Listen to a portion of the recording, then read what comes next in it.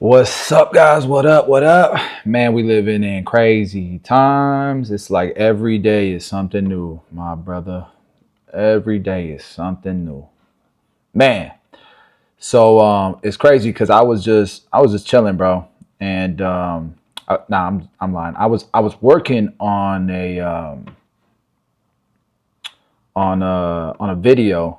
Not like a live stream or anything like that, but I was editing a video and um I get a comment, bro. There's some new tariffs going on. What you mean? What you mean? And lo and behold, this was not supposed to be in the topics today. But lo and behold, um, Donald Trump, breaking news, 245% tariffs. And I'm just like, bro, how and why? At this point, what's the point? At this point, what's the point? But you know what? Let's check it out. Let's see what they talking about. I've not read the details, and so that's what we're gonna do now. Y'all ready? Hold on. Might have to read up on it though.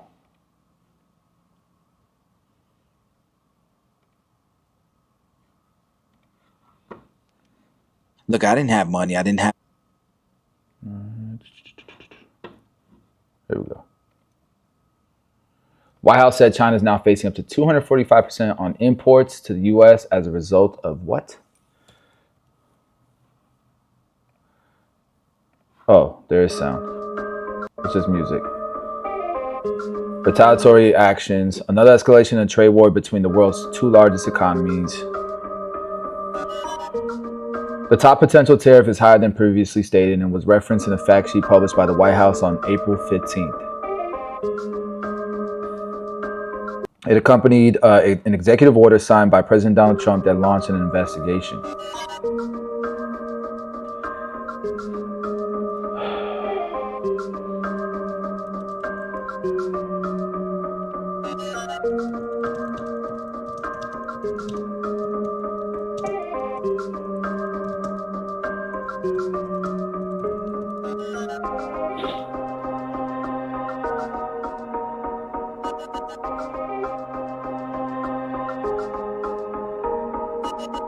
Hey, what's up, man? Shout out to West Chase. Beautiful place. Beautiful area in Tampa.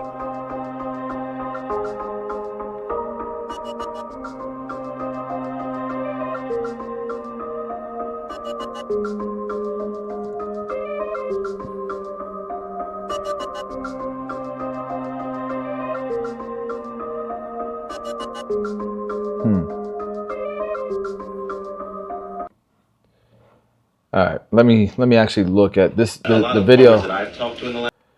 Video didn't really tell me nothing.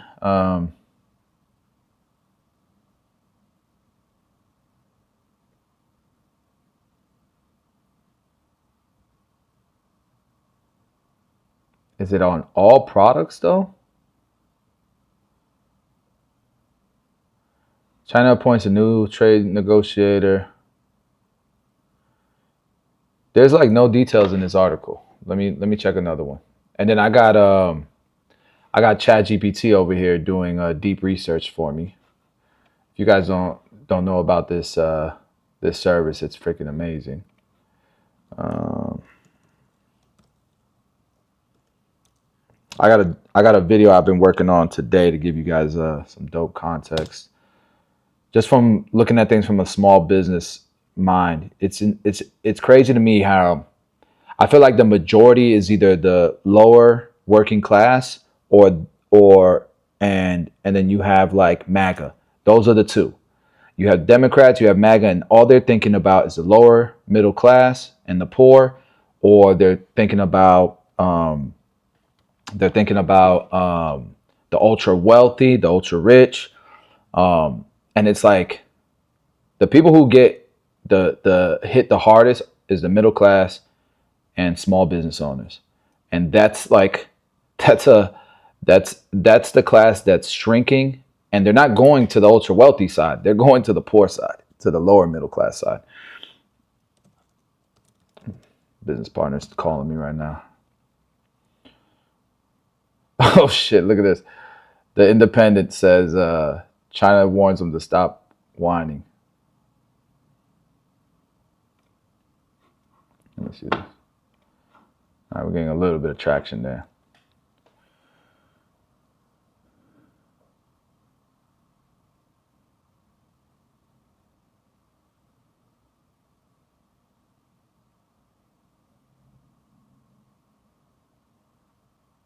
Yeah, so pretty much China's telling Trump to stop whining about the trade, about the tariffs.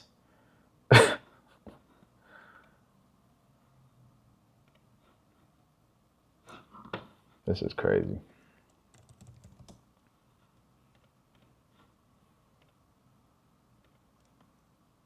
Jerome Powell is speaking right now. Wonder what he's saying.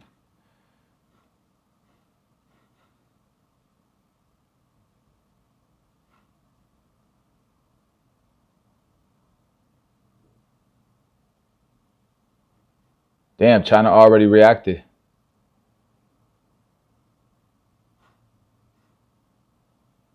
All right, so let's see what China has to say, because apparently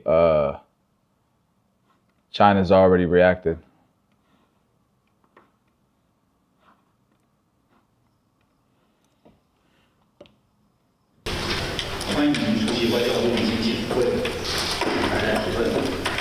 Good morning, good morning. This tariff war was initiated by the Good U.S. afternoon. side, and China took necessary countermeasures to safeguard its legitimate rights and interests, as well as international fairness and justice, which are completely reasonable and lawful.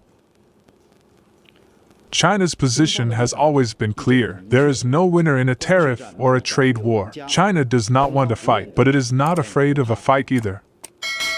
If the U.S. truly wants to resolve the issue through dialogue and negotiation, it should stop its practice of maximum pressure and cease with threats and blackmail. Instead, it should engage in talks with China on the basis of equality, mutual respect, and reciprocity.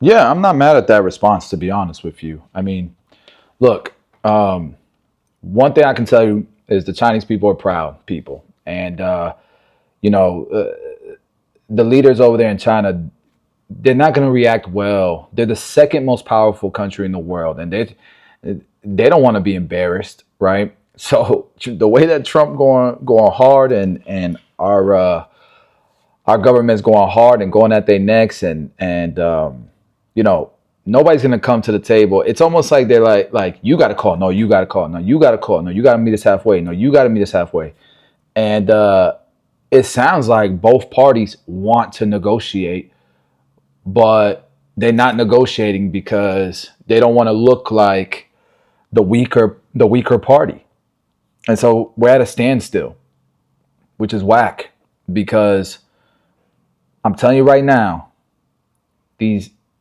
there is going to be issues with supply, with product. There's going to be empty shelves, and there's going to be closed factories in China. There's going to be empty shelves in America. There's going to be closed factories in China. And the longer that this happens, the worse it's going to get. China's gonna get hit with high unemployment first, and then it's going to trickle over to America. I don't think American jobs are going to be affected as badly because we don't depend on manufacturing. We can consume and we can buy product no matter what because our country doesn't rely on manufacturing. But China's does. The way that it's going to affect us isn't necessarily jobs, but it's going to affect affordability. The cost of things are going to go up is the way I see it. Where China, you know, they're never going to be able to replace America consumption, but they will be able to adjust. It's just going to be painful for a little bit of time. So I think both countries are going to be fine regardless.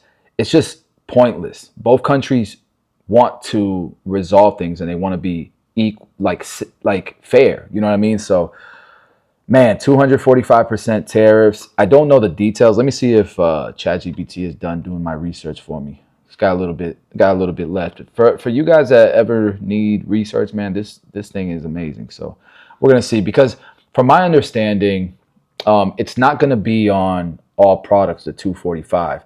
So I'm hoping and praying that the products that I import ain't gonna be at 245, because 145 is enough. Rough.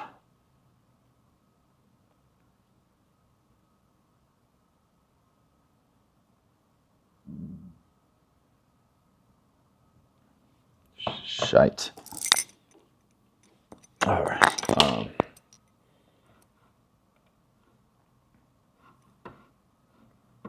Meantime, let me do a little bit more research. But how's everybody doing, man? What's going on? Today we got a few topics that I want to cover. I want to look at, what Ray Dalio thinks about the economy. France fired back on TikTok claims, by the way. So we're going to see what France is saying, if it has any validity or volatility, however you say that. I also want to explore what new manufacturing is going to look like in the USA. I just had a meeting, an enterprise meeting with all of the leadership in our enterprise, and Julio, the founder and the owner of Florida Finest Customs, he just told us that he's expecting robotic welding arms and robotic polishing arms to be delivered soon. So when those are delivered, I'm going to go over there. I might go tomorrow. They're supposed to be coming in today, I believe, or tomorrow. So I might go there tomorrow and just document everything, interview him, ask him questions about what it's like to manufacture in America, what are the challenges, what are the benefits, and just learn as much as possible. And I'm going to pass that knowledge on to you guys if that's something that interests you. So that was a little bit of update from today's morning meetings. And then one of the things that I want to do is I want to talk about, one of the big topics is that Venezuelan deported man who, one side says that he's MS-13, illegal immigrant. The other side says no, he's innocent.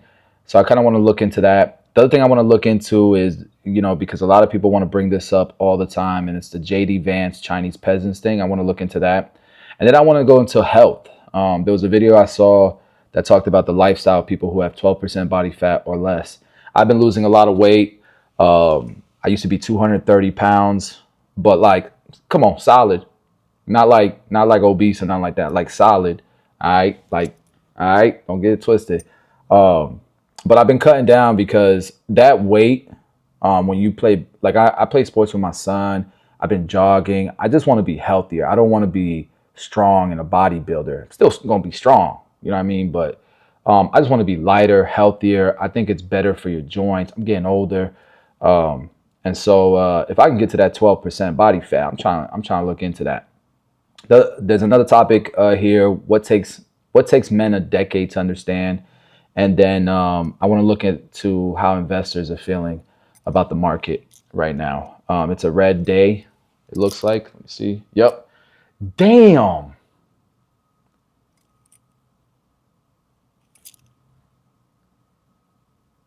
Holy smokes. That 245% tariff is kicking ass right now. Ouch. Hey, let me see if my deposit cleared in Fidelity, because I need to go ahead and buy some Nvidia, maybe some Palantirs, maybe buy some calls. Calls are a little bit scary, but maybe sell some puts. It's ugly right now, and yesterday it was looking good.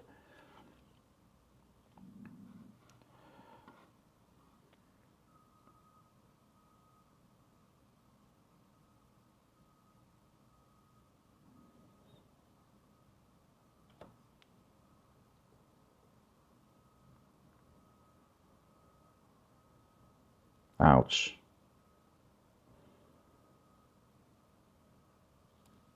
Ouch.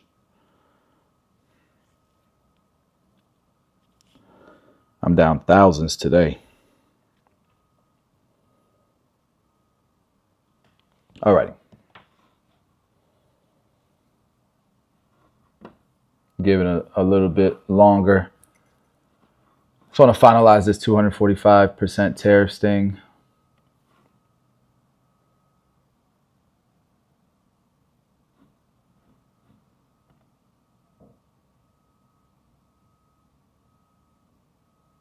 Okay, here it is. So it's 145% previously.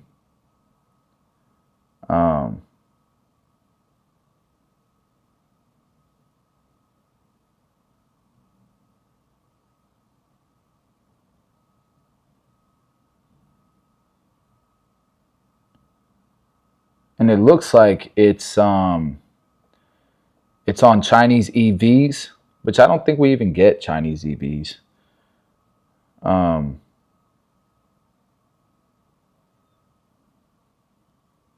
Medical rubber gloves. So the majority of most imports are not going to be taxed at 245. Is what it looks like. So the 245 is a shocking number.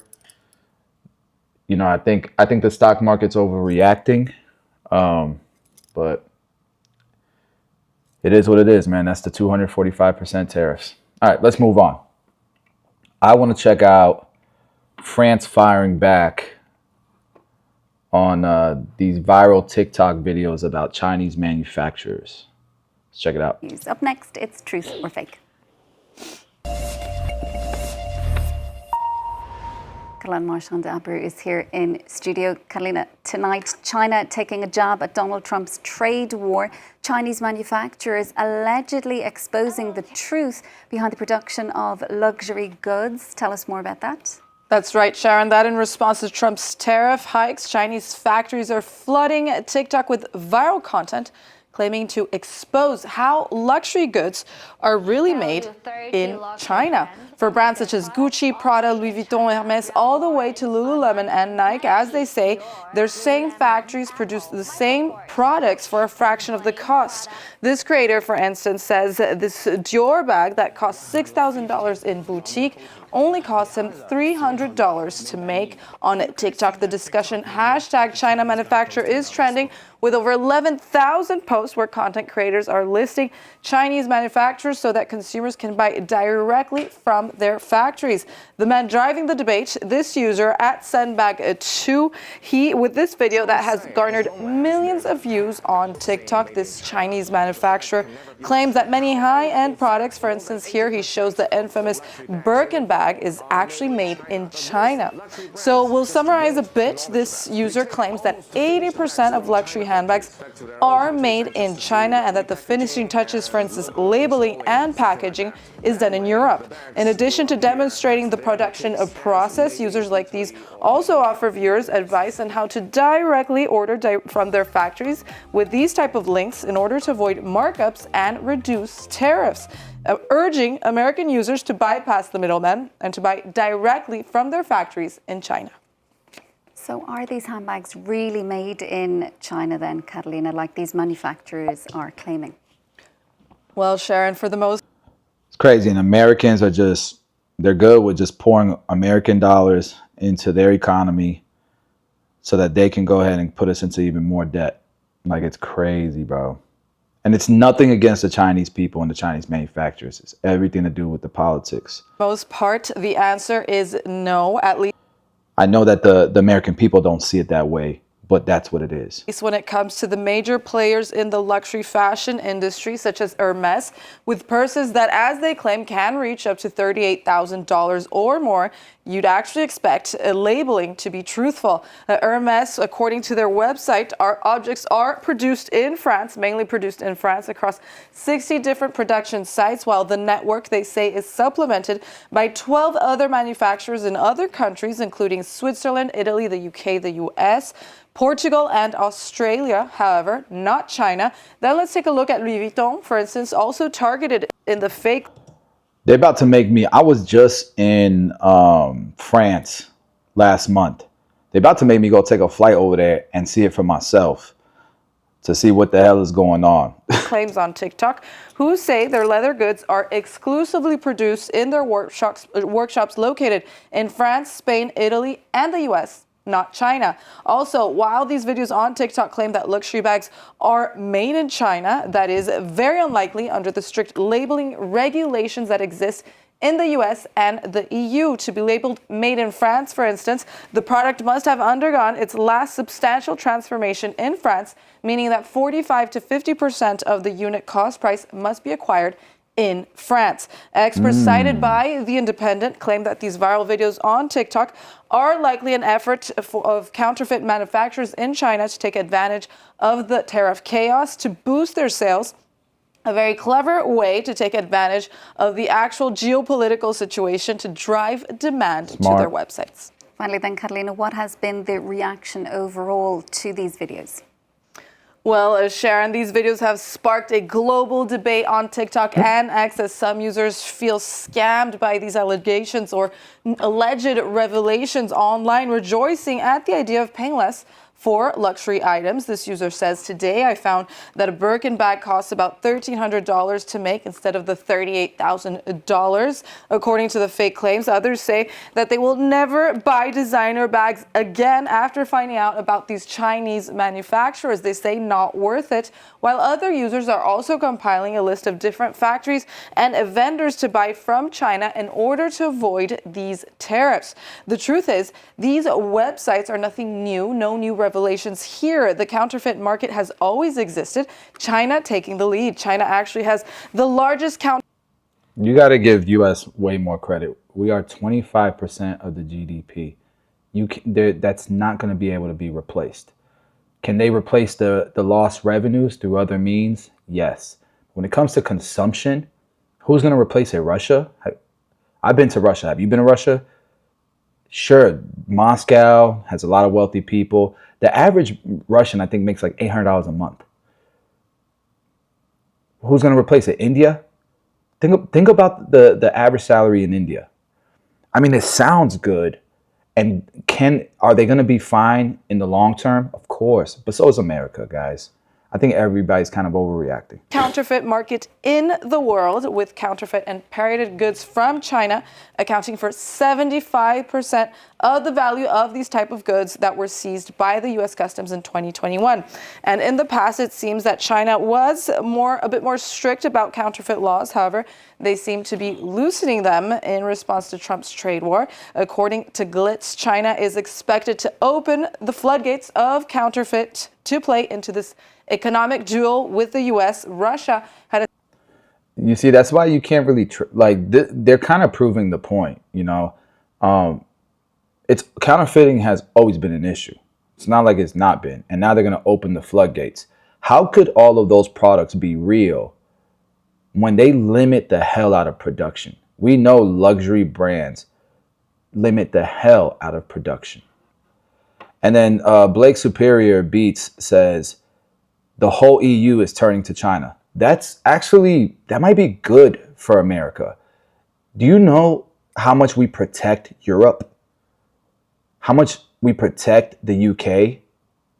If they do that, it's going to help us clear our deficit. We got no business spending so much tax dollars helping Europe if that's what they're doing. And don't you feel, as an American, if you're American, don't you feel like that's kind of shady?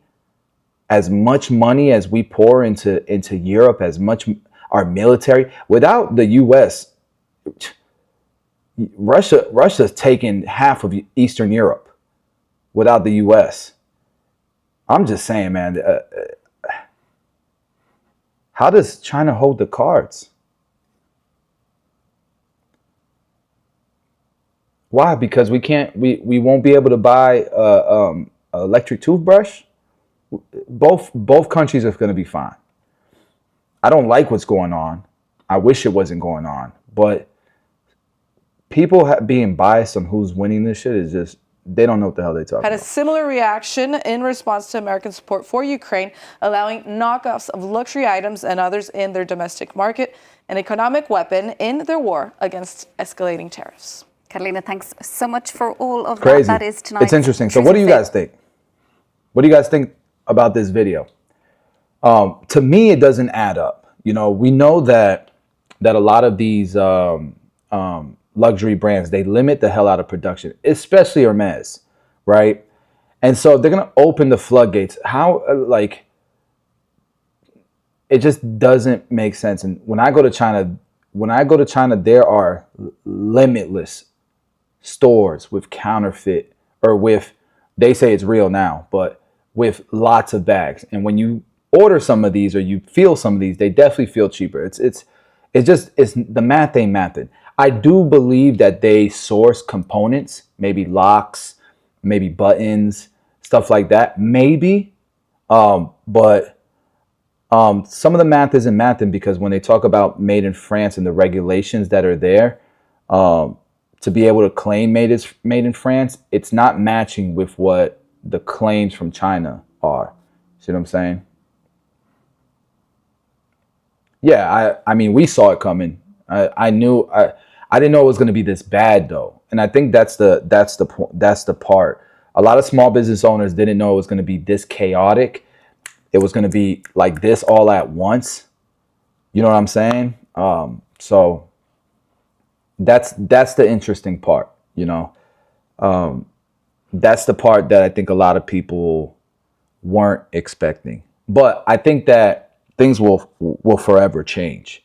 Not that American companies won't continue to work with China once these tariffs are negotiated, but more so that companies will diversify and protect themselves and manufacture across more countries than just China. I don't think a bunch of manufacturing is coming back to the States.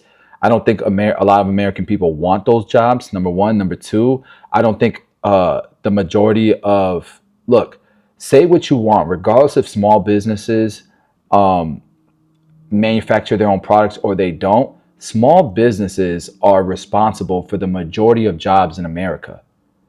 So all of these MAGA people, you know, that are like, oh, buy America, you're an American trader, all these things. Y'all don't provide jobs. My company, some of my products are not manufactured in America. Some of them are, but we have hundreds of employees here in America, and they have jobs that they love. You see what I'm saying? And so if the majority of jobs are created by small businesses and they don't necessarily manufacture all their products from China, and unemployment is at an all-time low, what exactly is the problem besides being able to be self-sustained in the long term and just protect, you know, our country, and trying to pay off our deficit?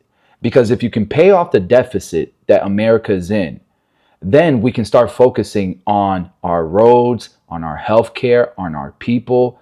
But right now, because we do so much for Europe, we do so much for all these countries around the world, and not our own country, you know, you run into a little bit of a wall, right? So, you know, I can see the benefits for everybody. I can see all sides. And the moment you start talking about, you know, different parties and partisans and stuff, like, you've already been biased. You know, I'm not over here talking about that. I'm just talking about real world things that are affecting real world people. So I'm worried about surviving now, and we're gonna be fine right now. Like, you know, you guys realize the necessities that we need to survive. We're good.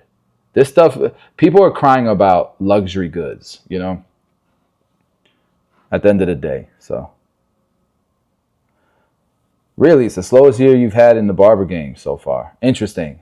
I can tell you that, you know, I run a coaching community for barbers, and I don't know if you're in 6FB, but these guys are crushing. A lot of these guys are raising their prices even. So I'm not really quite sure what's going on, what city you're in, what's going on with your business, but I can tell you that it's, you know, yeah. Let's make 1,000%. I don't know what that means, but sure. All right, so that was interesting. So what do you guys think about that video?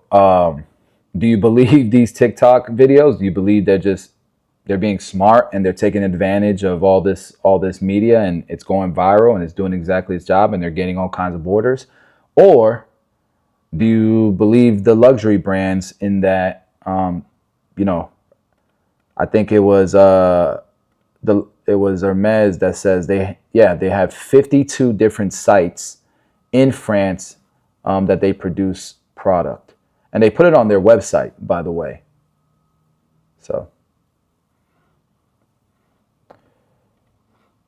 cool. Let's move on to the next topic at hand. All right. So some of you guys are worried about the economy. Let's listen to what the owner of the largest hedge fund in the world. I've read all of his books. His name's Ray Dalio. If you don't know who he is, I would definitely subscribe to his YouTube channel. Yeah, let's check out what Ray Dalio has to say about our economy, how he's feeling about it.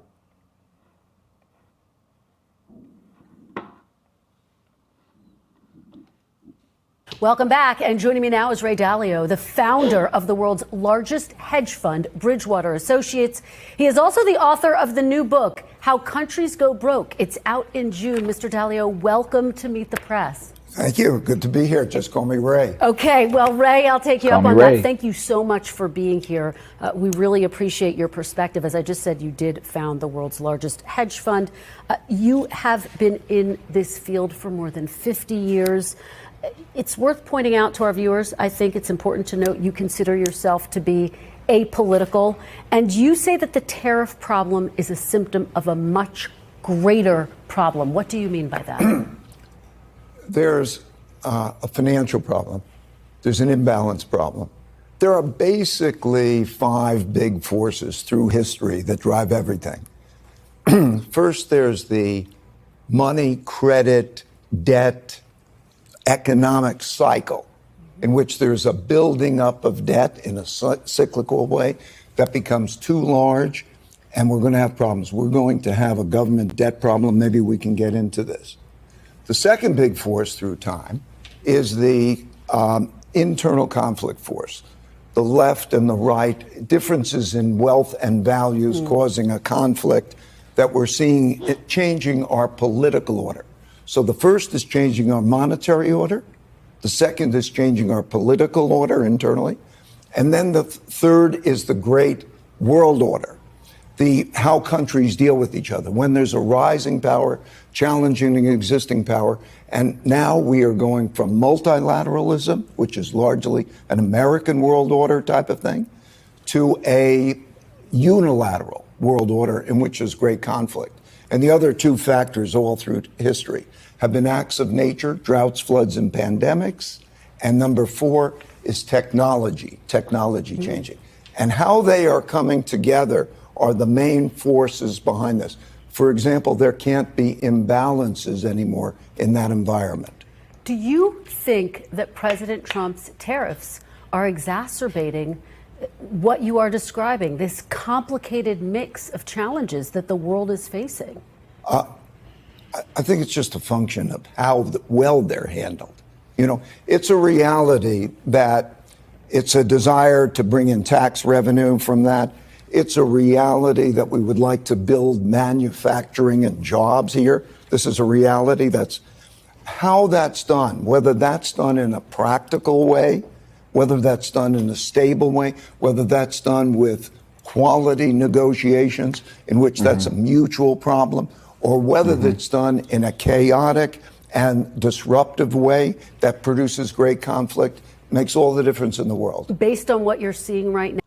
These are great points, and I've pointed these out as well. Like, I'm okay with the tariffs and negotiating, using the tariffs as negotiation, and try to figure out, with good faith on both sides, what's going on.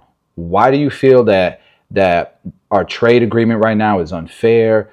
What can we do to make things more fair? And just looking at some of the responses from the China government when they responded to the 245% tariff announcement, it sounds like both parties want to sit down and negotiate. They just don't want to do it under the current conditions. And I think that's what Ray Dalio is pointing out. Under chaotic conditions, the two biggest powers in the world are not going to talk to each other because neither side wants to look weaker. But under stable conditions, it's an easy conversation to be had. It's not like Trump and the leader of China haven't sat down and had discussions. As a matter of fact, they said their relationships were good. And now we have this. So Ray Dalio has a great point there. Right now, do you think that these tariffs are being carried out in a practical way or a chaotic way? Chaotic. I think we'll see. So far, very disruptive. Right? Yeah. And so we don't know what the numbers are. But that could be part of a process, right? It depends where we are at the end of the 90 days. Because what was put there is like throwing rocks into the production system. And those impacts would be enormous in terms of the efficiency of the whole world. Great cost. I want to ask you about something that's on a lot of people's minds, your predictions for the future. And I want to start with the R word. I know you think this is just a piece of it. Of course, I'm talking about a recession. Do you think it is likely that the United States will dip into a recession because of President Trump's tariffs? I think that right now we are at a decision-making point and very close to a recession. And I'm worried about something worse than a recession if this isn't handled well. A recession is 2 negative quarters of GDP, and whether it goes slightly there, we always have those things. We have something that's much more profound. We have a breaking down of the monetary order. We are going to change the monetary order because we cannot spend the amounts of money, so we have that problem. And when we talk about the dollar and we talk about tariffs, we have that. We are having profound changes in our domestic order, how ruling is existing, and we're having profound changes in the world order. Such times are very much like the 1930s. I've studied history, and this repeats over. People tell me all the time that I know nothing about economics, and maybe I don't, but I'm in the field. I import, I export. I'm a business owner. I innovate. I have patents. I do molds and toolings. I've worked with factories in China, in Turkey, in the Middle East, in America, in California, in Florida. I've read all of Ray Dalio's books, and Ray Dalio talks a lot about the world order. And he talks about the devaluation of the dollar.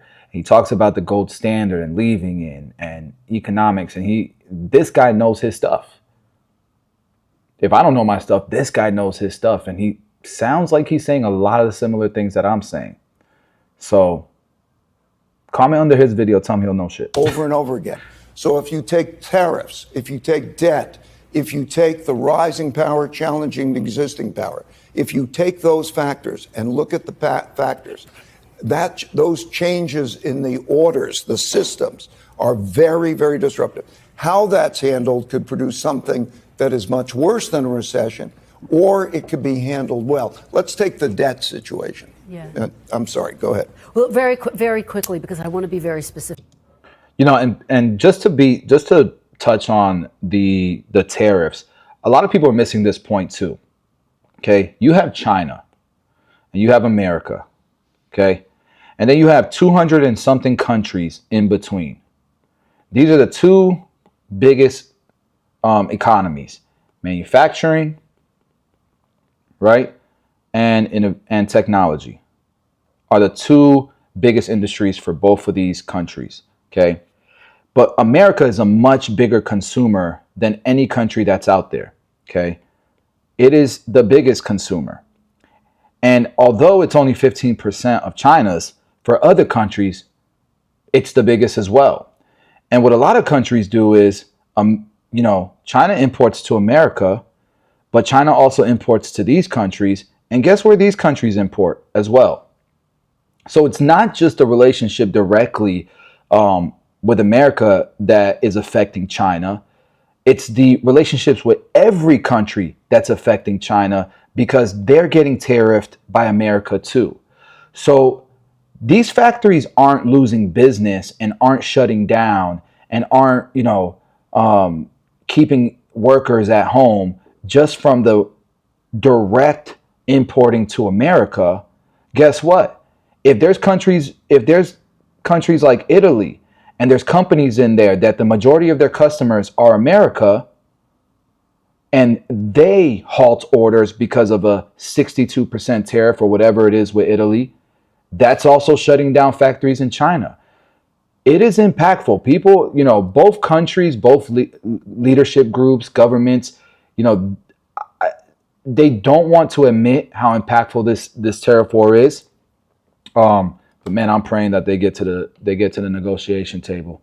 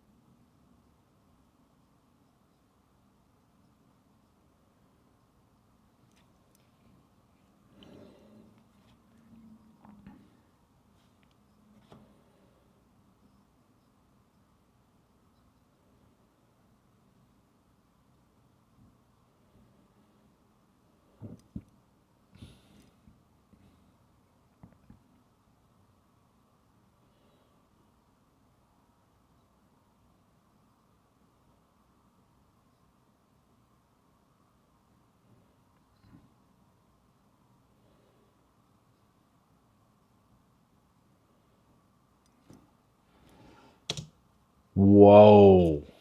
So for those of you guys, oh wait, you guys didn't hear that part. I'm sorry. I wasn't showing my screen. Listen to this. Go ahead. Well, very quickly, because I want to be very specific about what you mean. You're saying worse than recession. You're saying this is reminiscent of the 1930s. We should tell our viewers you correctly predicted the 2008 financial crisis. What is your prediction for where the country is headed right now? Right now, we're at a juncture. Let's take the budget. If the budget deficit can be reduced to 3% of GDP, it will be about 7% if things are not changed. If it could be reduced to about 3% of GDP, and these trade deficits and so on are managed in the right way, this could all be managed very well.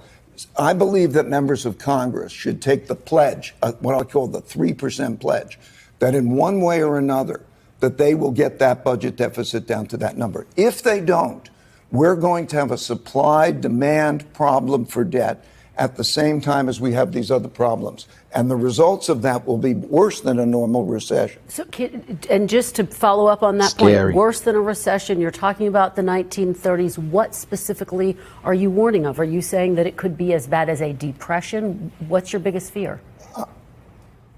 The value of money. What is a storehold of wealth? Jeez, that is a bond. Scary. In other words, one man's debt is another man's assets, bond holders. And so we're going to be in a situation where if that storehold of wealth is in jeopardy because there's too much supply and demand and so on, and we have a monetary inflation, we will have great disruptions. And that could be like the breakdown of the monetary system in 71. It could be like 2008. It's going to be very severe. I think it could be more severe than those if these other matters simultaneously occur.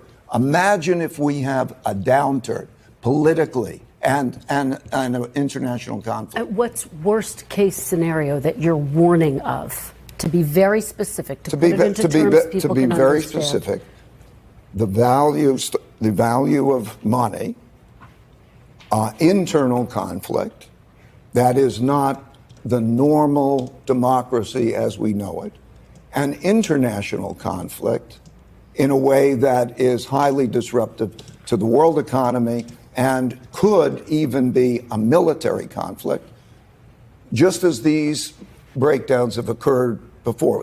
We have a new order that began in 1945, a new monetary order and a new geopolitical order.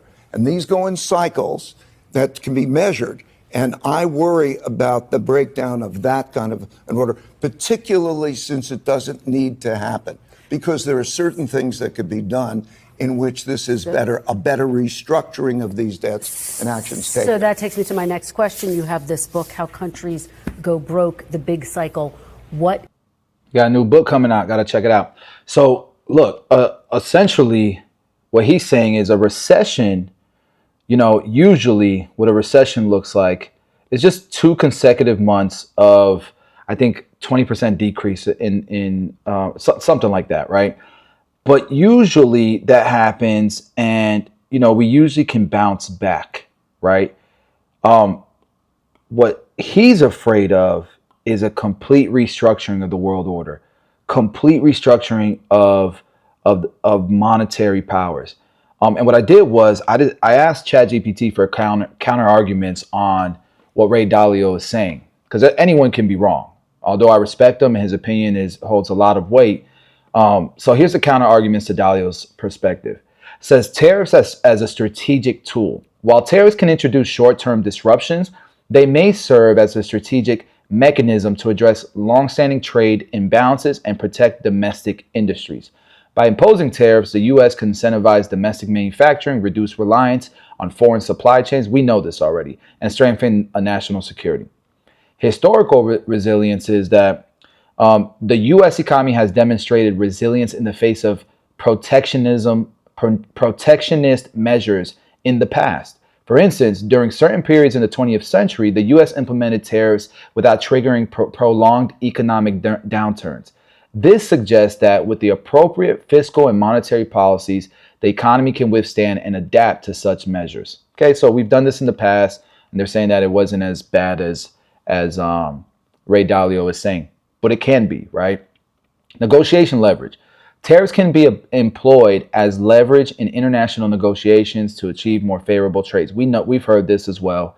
All these counter arguments, right? And then the last one I think it says is short-term pain for long-term gain, which we understand that as well. In summary, while Ray Dalio raises valid concerns about the potential negative impacts of aggressive tariff policies, it's important to consider that such measures can also be part of a broader strategy aimed to strengthen domestic industries, correcting trade imbalances, and enhancing national security. The ultimate outcome depends on how the policies are implemented and whether they are complemented by other supportive economic measures. I think we can all agree. I just wish we just wish it was more stable. It wasn't so damn chaotic, so much at once, so disruptive. A lot of it, even though the last party that was the last, president and his group that was in government, they didn't do anything about this, and nothing's been done for decades, right? So we can appreciate that our government now is doing something about this. It's just the way they're doing it, man. Most people disagree with it, and that's what the polls show. So let's just finish this last minute out on this video, just in case we miss any details. What is the solution here? Well, there are a series of solutions, but let's take the most important. And we have 1 minute. 1 minute. Okay. 3% of GDP, bring that deficit down. It can be done in a bipartisan way, the way it was done between 1991 and 98. I explained how that could be done, doing things together for the greater good. And then internationally on all of these issues, to use American strength, but to negotiate well, to lay out ways in which bad conflict and inefficient policies don't create great disruptions, but get us through this in an orderly way. All right, Ray Dalio, thank you Yeah. so much. Your book. It's a good point. Good points. Let's see what the comments are saying. He's talking about the world dumping U.S. treasuries. He's not talking about depression. He's talking about collapse of the U.S. dollar. Yeah. He's been saying that in many books, though, that he's written. So good perspective. Nice to hear. I think we're good regardless. I just wish it was more stable. Look at the stock market right now. Sheesh. All right, on to the next topic. How'd y'all feel about that? Yeah, I was in that recession, man. I bought a house there in that recession. It was hard times.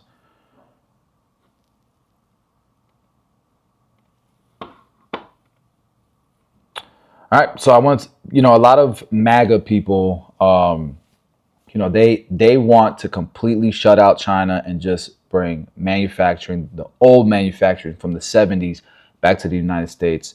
And I don't think that's going to be possible. I don't think it's a good idea. I think we're great at what we do and we should stick to it. Just like the rest of the world, their film industry is but compared to ours. No offense to anyone who's triggered by that. We're great at what we do. We're great at technology. We're great at the financial sectors. We're good at Hollywood. We're good at a lot of things, and China's good at a lot of things, and India's good at a lot of things, and so on and so forth. And most of these manufacturing jobs are going to be mostly robotic and automation. So it's going to be a lot of engineering and stuff like that. I don't think that we want Americans, especially, I'm going to drop a video today that talks about how the wealth of nations grows in phases. Usually it starts with agriculture and manpower and hard work. And then it's industrialized and manufacturing is a thing. And then the wealthiest countries are technology based and services. In America, we don't make a lot of money from exports. We make a lot of money from we are the most powerful consumers in the world because we focus on service and technologies. And that's great. And we also have the lowest unemployment that we've had in a very long time. So it's not like we have a job problem. We have an affordability problem, and we have a deficit problem. And people want more to show for their hard-earned money and their tax dollars that they're paying. And they want, all the abuse from all the ultra wealthy and all of these corrupt politicians. They want that to stop. That's what I think. You guys correct me if I'm wrong, but that's what I think most Americans want, and that's what we voted for. Nonetheless, I want to see what NBC believes manufacturing will look like in the United States if it revives. Check it out. As the president digs in on tariffs, jobs and factories will come roaring back into our country. Ridicule pouring in on social media, with memes going viral. We don't know where exactly they're coming from, but this one, an AI-generated video crudely showing Americans doing factory labor, raising the question, is a manufacturing renaissance in the United States possible? And would it provide jobs that people here want? If we mean sending us back to that world in which manufacturing was a third of U.S. employment, there's just no way that would happen. Could we reindustrialize the economy and add millions of working class jobs? Absolutely. Clearly plenty of disagreement. So what would it take? Let's rewind to the 1970s. Back then, nearly 20 million people in the United States made their livings from manufacturing, accounting for... SB says, do I trust those numbers? It definitely doesn't feel like the unemployment rate is low. Absolutely, I trust those numbers. Think about how many places are hiring that can't find help. Restaurants and retailers, they can't find help.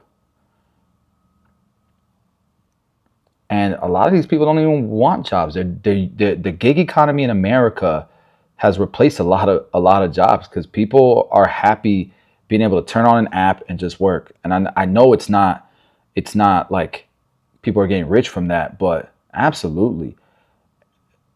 That's what I'm saying, though. People are not struggling because of unemployment. They're struggling because of affordability. Interest rates are super high. People can't afford homes. Inflation is still going. Price of eggs are up. Everything is up. But unemployment is not. I don't think people have a problem with employment. I see business owners left and right hiring.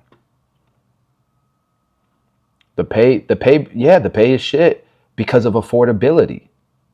It's not like if inflation wasn't so crazy, we probably would be all right now. Accounting for more than a fifth of total employment. The U.S. was the leading producer.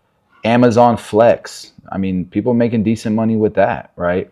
And there's a lot of people who are self-employed, who are doing great self-employed now because of social media, being able to attract customers. You no longer need to work for a company that has mass marketing dollars, right? Yeah, okay, cool. You kind of get what I'm saying. producer of everything from cars to planes to steel. So it was a really big deal for the U.S. economy. And what made it an especially big deal is that those jobs paid really good wages, and that allowed workers with just a high school degree or not even a high school degree to attain a middle-class lifestyle. But then globalization, starting in the 80s, NAFTA in the 90s, China joining the World Trade Organization at the turn of the century. It all shocked the system. Cheaper labor abroad meant lower prices and closed factories here. What we call the China trade shock. Now manufacturing employs only about 8% of the nation's workers. And to give you a sense of the wage gap, on average, manufacturing jobs make $35 an hour now. In Vietnam, for example, that rate is about $1.20. Many economists who study these massive trends are skeptical. MAGA, come on. We can't compete with that, and that's okay. Come on, MAGA. We can't compete with that, and that's okay. You know, like, I know y'all gonna go in on me for saying this. I know y'all not gonna like me saying this, but man, you know,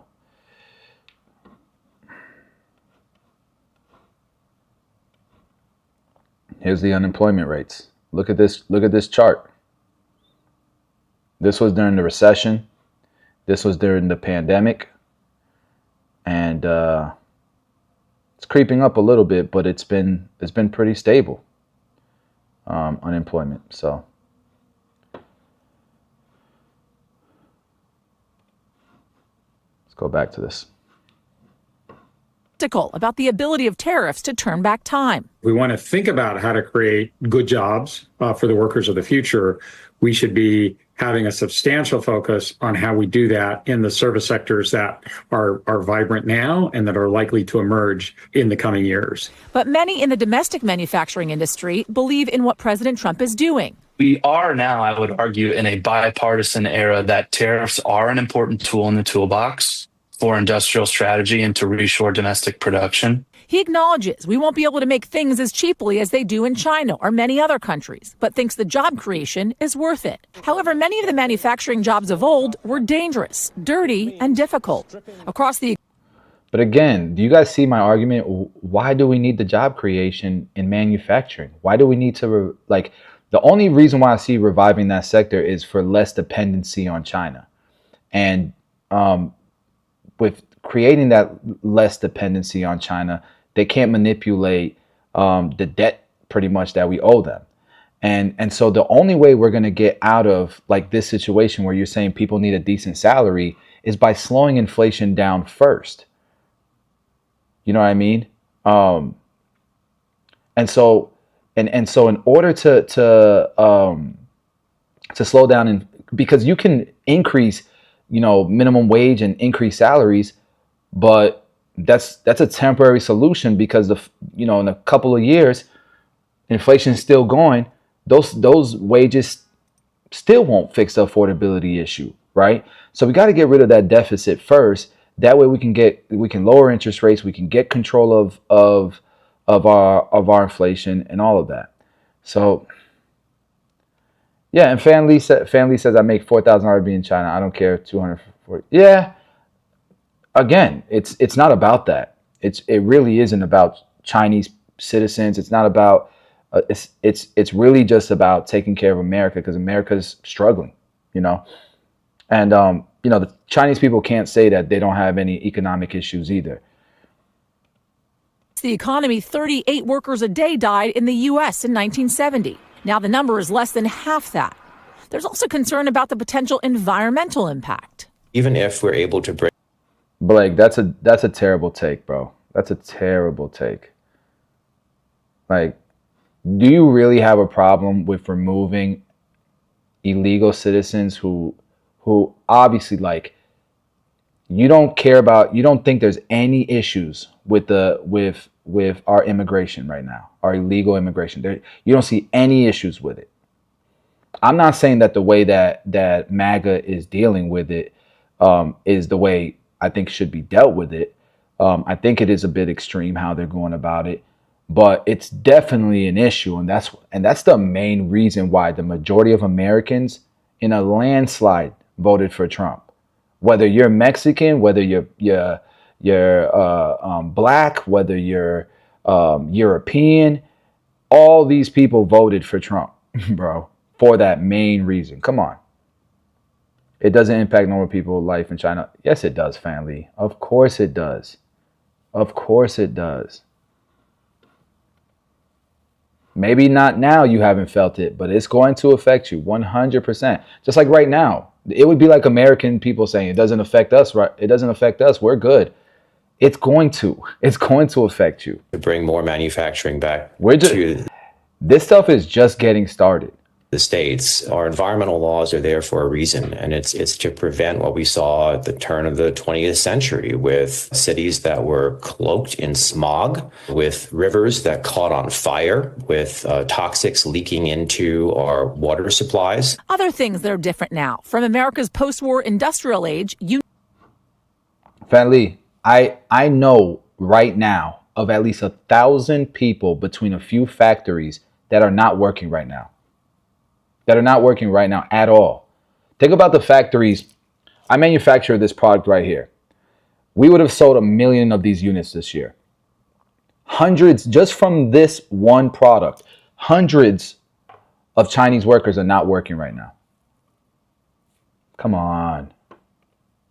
Union membership was more than a third of the workforce. Now it's about a tenth, and tax rates on the wealthy were above 70% in 1980, and now are about half that. We are shedding excess labor in the federal government. Treasury Secretary Scott Bessent telling Tucker Carlson that government employees losing their jobs now could work in factories. That will give us the labor that we need for the new manufacturing. Which brings us back to the memes. Will office workers really want to hit the factory floor? The industry saying bringing those jobs back will spur innovation and automation, leading to better manufacturing jobs. If you talk to any person that runs a factory, that's a CEO of a company that produces in the US, they will tell you that innovation happens closest to the factory floor or on the factory floor. Are we going to have, new technologies making the processes better, more streamlined? Absolutely. That's if the factories are built, the jobs are open, and the pay is good enough. What a great report, Yasmin. Everybody I've talked to, and I've spent a lot. It's interesting. Okay, so look, they aren't even trying to improve the immigration process. If you have millions of people pouring in to your country, shouldn't you stop that first before you can improve the immigration process? Because if you stop all of the people pouring in at the border, then you can now use resources to make the process of immigration, legal process, more efficient. You can take resources away from the border that are constantly fighting with all of this illegal immigration, the resources that we're using to house all of these illegal immigrants, to pay for their food, to give them $1,000 a month. We can then pour it into the efficiency of a legal immigration process. You have to shut down the leak before you start to fix it. Right?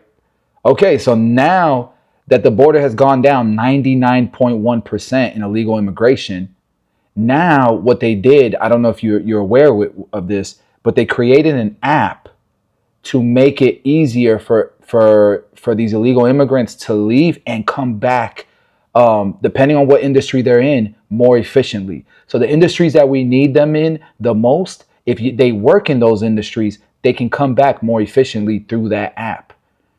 So I don't think I think you're just not informed, and people want you to believe this and you're buying it, but bro, go do some research on it. And then Family says he's not trolling about it not affecting Chinese.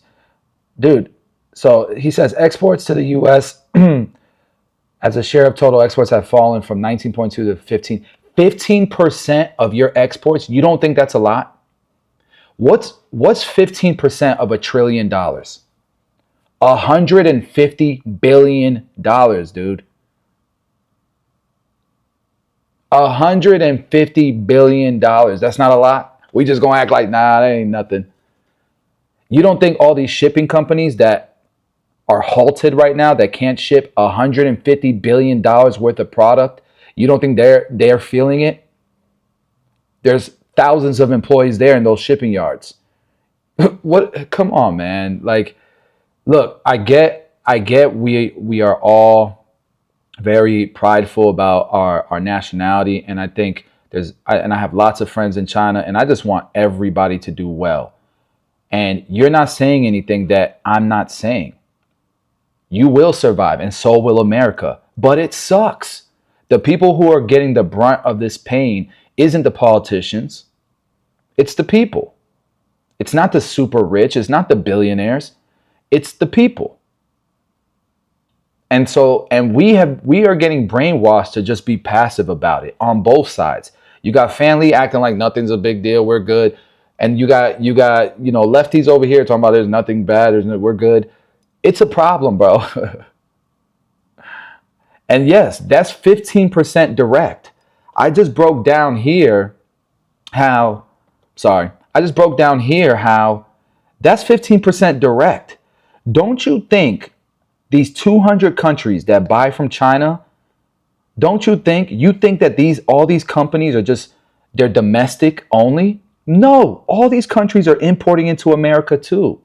So all these tariffs that are hitting these countries, and they're importing from China, and it's their brand, China's manufacturing, and they're sending it over to America. Guess what?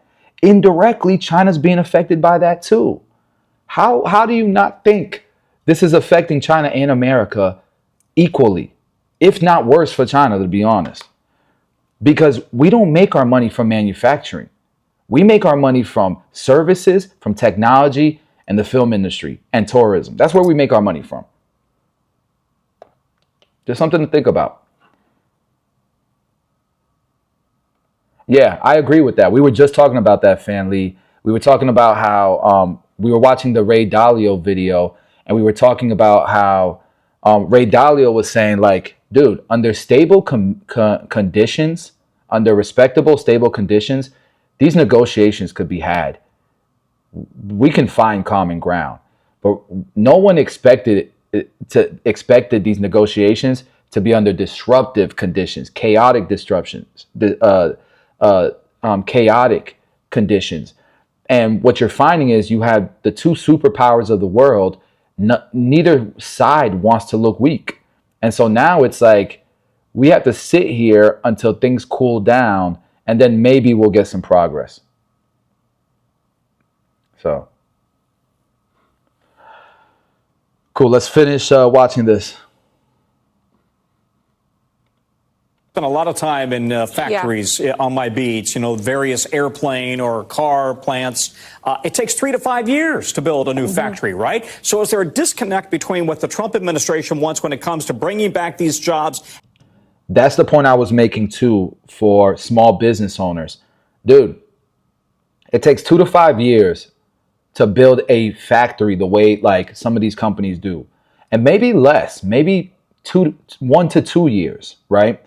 But these small business owners, not the big corporations that are publicly traded, not that. You guys realize that most jobs in America, over 50% of jobs are created by small businesses. And of those small businesses, it's like companies that are 100 employees and less. They're not big like that. And those companies, they can't afford to just like that, let's go open a factory. Right? Let's go get these robots, these automations, all of these systems, and let's do it. It's not that simple. And who knows if these small businesses even have the funds to do it. So it's very chaotic. It's very, very disruptive. And the economic impact of the tariffs and how long it will take to actually kick up and create this kind of a new industrial base. Right. And the length of time, I think, is a really good point, Tom, because that's about, right, investment and steady investment, stability, really, I should say. And with the economists that I've been speaking to, essentially they're saying, OK, great idea, right? Let's bring manufacturing back to the United States. Made in USA. Doesn't that seem great? OK, well, here's the issue, though. That takes a heck of a lot of investment, as you mentioned, and a lot of time. We're talking about billions upon billions of dollars, companies, countries, so on and so forth. If they're going to invest that type of money, Tom, they need stability. They need to make sure their investment is going to pay off and there won't be a rocky road ahead. And what these economists are telling me is everything with the way the markets have been going over the last couple of days and the way in which these tariffs have been instituted points directly away from, opposite from stability to instability. Hence why it is they disagree with the way in which the president is going about bringing manufacturing back to the United States. You know, and I don't think it.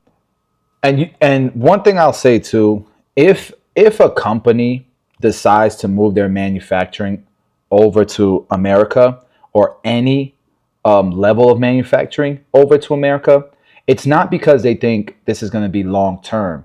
It's because they want to diversify and they don't want to have to go through this again, right? There are companies that are prepared and they're not feeling any issue. If anything, it's opportunity for them. But those are the minority. But if a company does decide to move manufacturing to America, whether it be the entire thing or a percentage of their manufacturing, just so that they're diversified, it's not because, it's because they're thinking, even if Democrats take over office the next election and they reverse all of this, they still feel good about it because it could flip right back the next election after that. And now they got to deal with the tariff wars again. It's a great way to protect your business in the interest of your responsibilities. So very interesting. And I wanted to mention, Fan Lee, I appreciate you being on this live stream. I hope you don't feel like we're attacking you or anything like that. I appreciate your perspective. I think it's important. And yeah, it's cool to see somebody from the China side over here giving their perspective. So, and I hope you're open-minded to hearing our perspective as well, because I think we both can agree. I've been to China many times. I don't know if you've been to the States. The media definitely, they present things much differently depending on where you are, where you are geographically. So, all right, let's see what's next on the chopping board. All right, next we have, but I have to say this before all the trolls on my comment section go in. I am pro-America, and I'm sure you're pro-China. All right, let's go to, we were talking about illegal immigration. We might as well tap into that. Let's talk about the young man who was deported and a bunch of Americans want him brought back.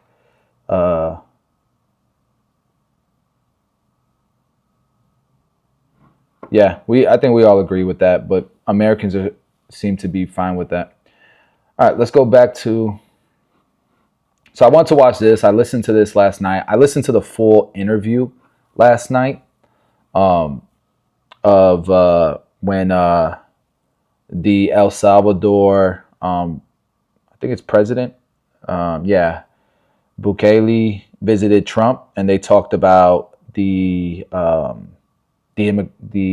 legal immigrant that supposedly is MS-13 and was wrongfully deported, and he's sitting in the crazy prison that Bukele has created. So I want to watch this video, and then I want to see CNN. They report a fact check, and then the press secretary responds, I think, to the fact check. So we're going to listen to all three to get all sides of this, and then you guys make up your opinion on what you think is going on. So let's check it out. Let's hear the question from this very low-rated anchor at CB. And by the way, bro, this is what I mean. That boy Trump is a savage. This man has no filter. Family, what do you think about Trump? What do you think about his no filter personality? Check it out. Do you plan to ask President Bukele to help return the man who your administration says was mistakenly deported? The man who was mistakenly deported to El Salvador? Well, let me ask Pam, would you answer that question? Sure, President. First and foremost, he was illegally in our country. He had been illegally in our country.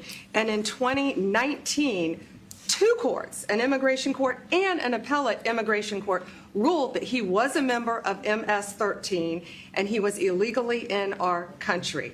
Right now, it was a paperwork. It was additional paperwork had needed to be done.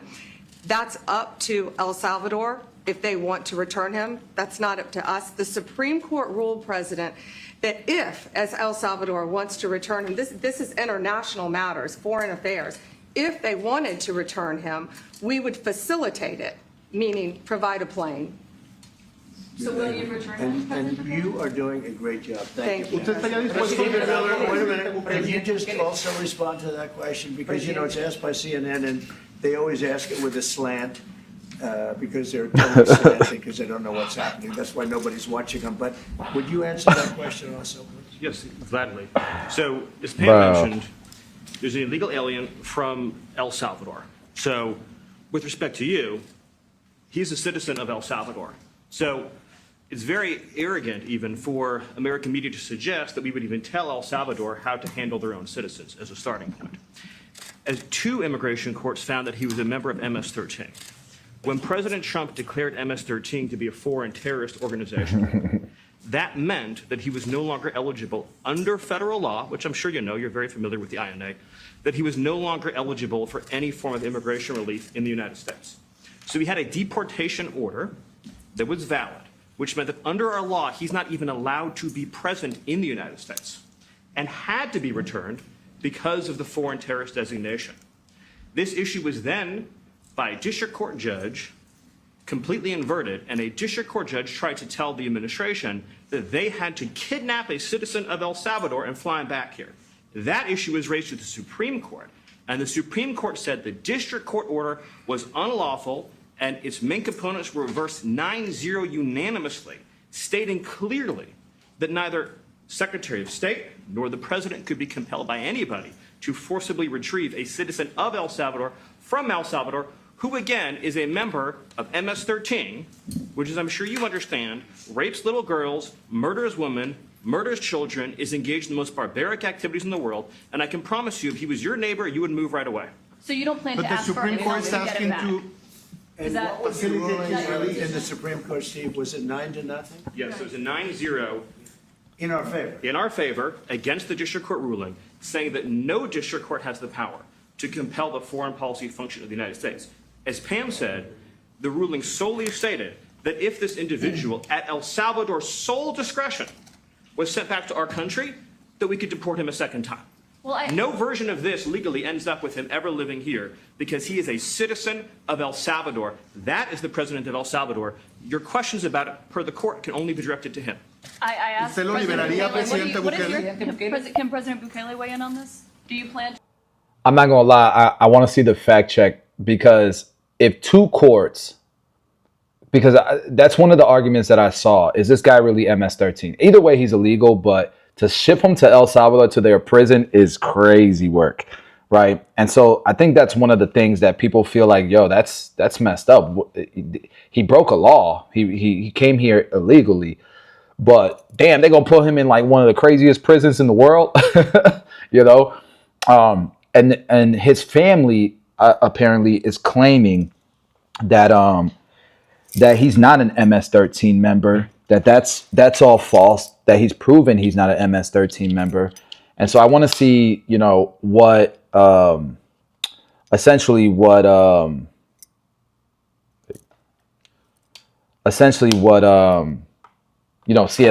CNN even rebutes that, right? So, but let's continue watching. Plan to return him? Well, I'm suppose you're not suggesting that I smuggle a terrorist into the United States, right? It's always how can I smuggle? How can I return him to the United States? Like I smuggle him into the United States, or what do I do? Of course, I'm not going to do it. It's like, I agree, family. How can I smuggle a terrorist into the United States? I don't have the power to return him to the United States. But you could release him inside El Salvador. Yeah, but I'm not releasing. I mean, we're not very fond of releasing terrorists into our country. I mean, we just turned the murder capital of the world into the safest country of the Western Hemisphere, and you want us to go back into releasing criminals so we can go back to being the murder capital of the world? No, that's not going to happen. Well, they'd love to have a criminal, released into our I mean, there's a fascination. They would love it. Yeah. They're sick. These are sick people. Yeah, I mean, Stephen outlined it. That's terrible. That's terrible to laugh about that, but bro, the way that he goes in on CNN, bro, And you know what? Like, wouldn't you, if you were Trump, the way CNN went after you, regardless if you agree with CNN or not, if the tables were turned, CNN would be doing the same thing to Trump, right? And he's going in. CNN is there for it. They just take it and they keep asking their questions. So that's pretty funny. And their point is, this guy came here illegally. How do you think I'm going to return an illegal immigrant to America so that that doesn't make any sense either. And we're going to spend tax dollars to bring him over there. That doesn't make sense either.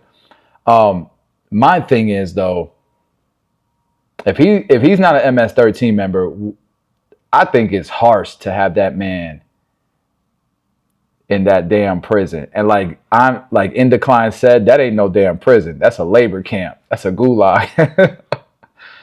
Man. All right, let's keep listening. I don't understand what the confusion is. This individual is a citizen of El Salvador. He was illegally in the United States and was returned to his country. That's where you deport people, back to their country of origin. Except for Venezuela, that wasn't refusing to take people back, or places like that. I can tell you this, Mr. President. No, the foreign policy of the United States is conducted by the President of the United States, not by a court. And no court in the United States has a right to conduct the foreign policy of the United States. It's that simple. End of story. And that's what the Supreme Court held, by the way, to Marco's point. The Supreme Court said exactly what Marco said, that no court has the authority to compel the foreign policy function of the United States.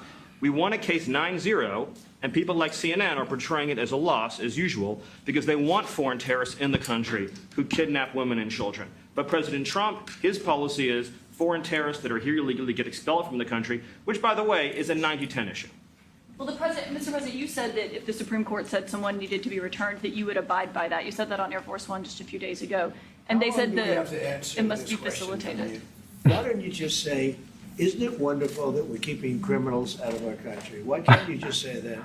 Why do you go over and over? And that's why nobody watches you anymore. You have no credibility. Please, go ahead. President Trump, thank you so much. How many illegal criminals are you planning on exporting to El Salvador? And President Bukele, how many are you willing to take from the U.S.? As many as possible. And I just asked the president, it's this massive complex that he built, jail complex. I said, can you build some more of them, please? As many as we can get out of our country that were allowed in here by incompetent Joe Biden through open borders. Open borders. You probably hear open borders and you can't even understand it because nobody can understand it. Nobody smart or with common sense can understand it. So we have millions of people that should not be in this country that are dangerous. Not just people, because we have people, but we have millions of people that are murderers, drug dealers. They've been allowed to come into our country by other countries that were very smart. When they heard that this very low IQ president, and by the way, I took my... Kyle, I don't know about that one, man.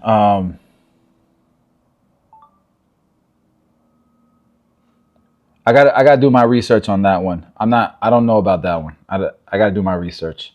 I don't know who Abrego Garcia is and stuff. Or withholding a removal order, forbidding his removal to El Salvador, because they did the same thing with this guy Kilmar. And at the end of the day, he's an illegal citizen. He's an illegal immigrant, not illegal citizen. That doesn't make any sense. He's an illegal immigrant, like he's illegally here, and that's El Salvador citizen.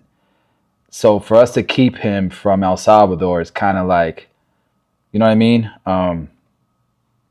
My cognitive exam as part of my physical exam, and I got the highest mark, and one of the doctors said, sir, I've never seen anybody get that kind of, that was the highest mark.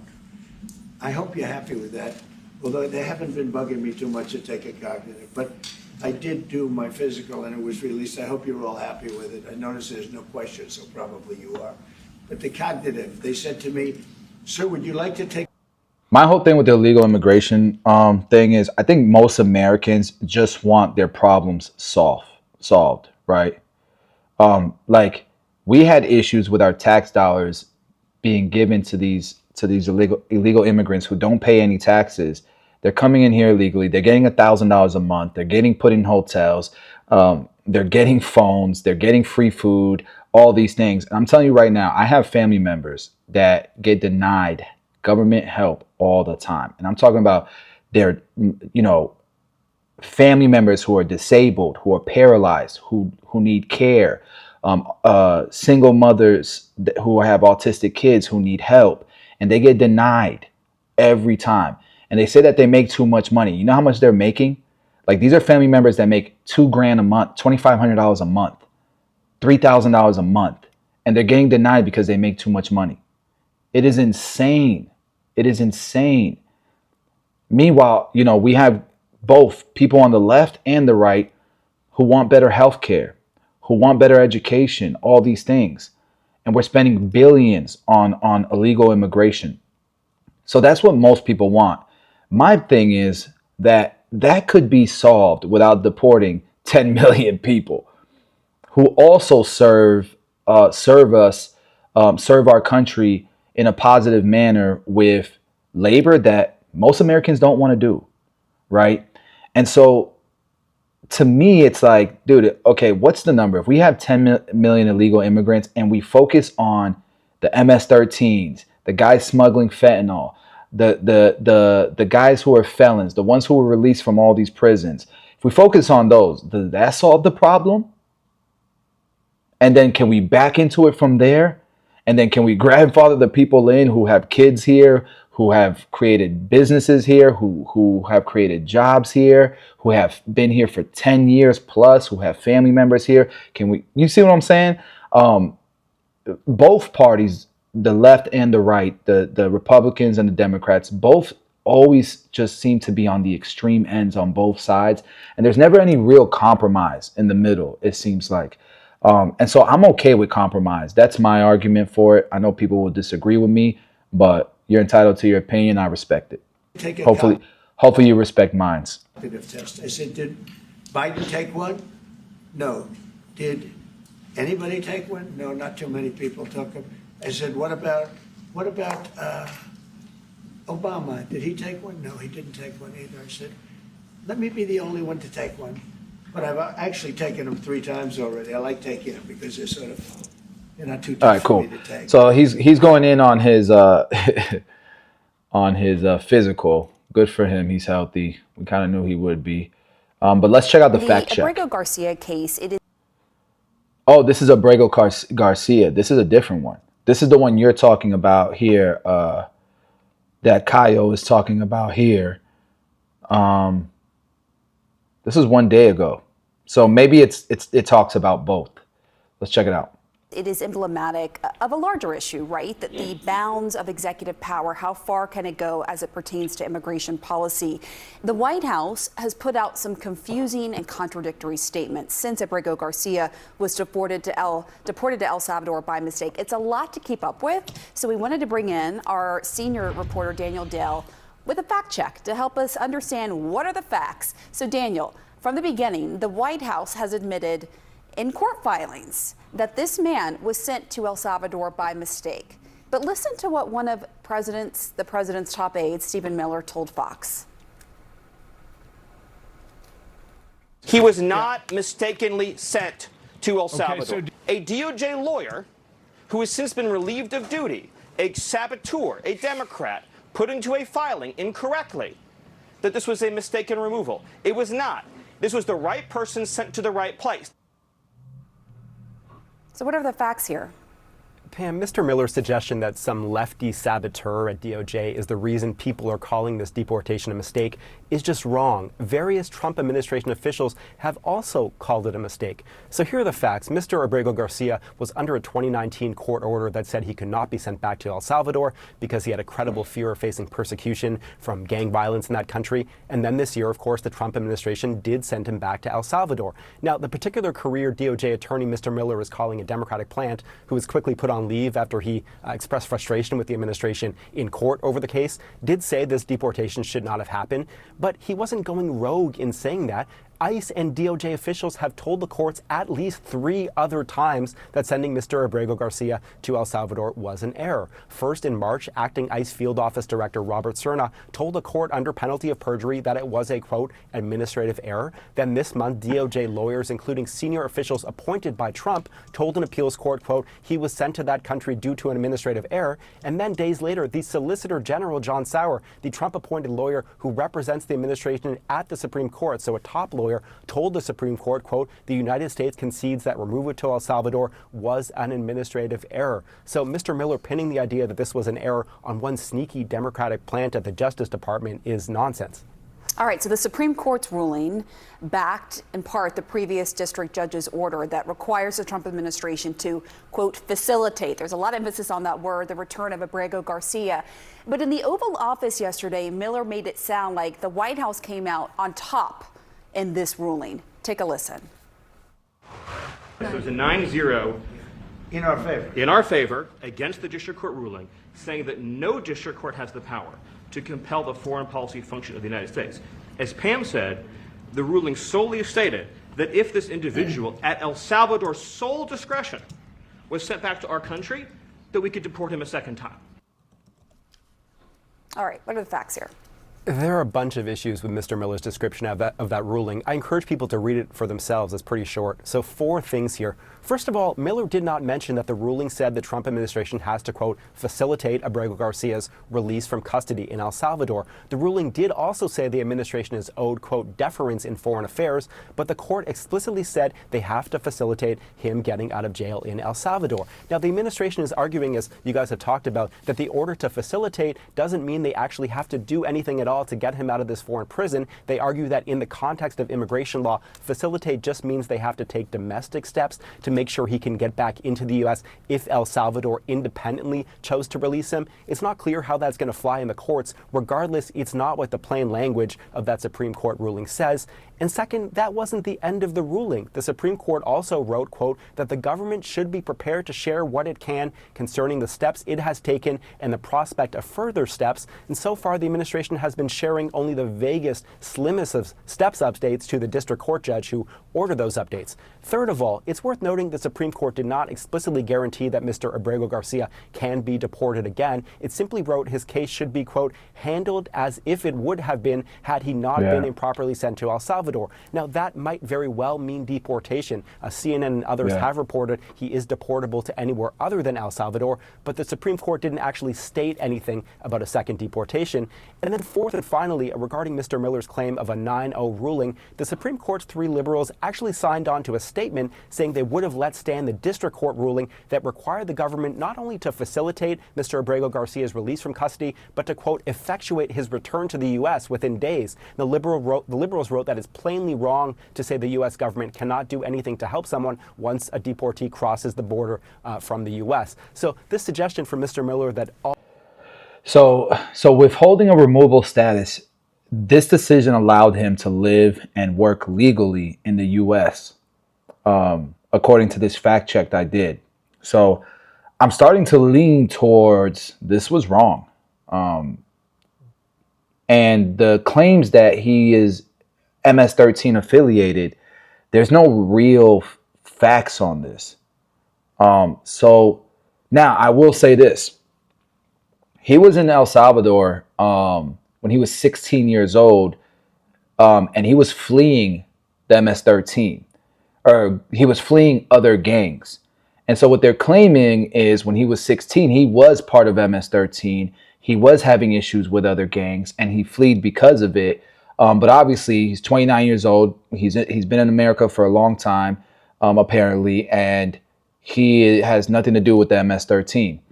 And so it's all allegations. It's not really solid. So this is rough, man. I can see why this guy's family is so pissed off about what's going on to him. And then the guy's, you know, he's in one of the toughest prisons in the world. 9 justices are on board with his own claims about the limits of the administration's responsibilities and powers here. Collateral damage.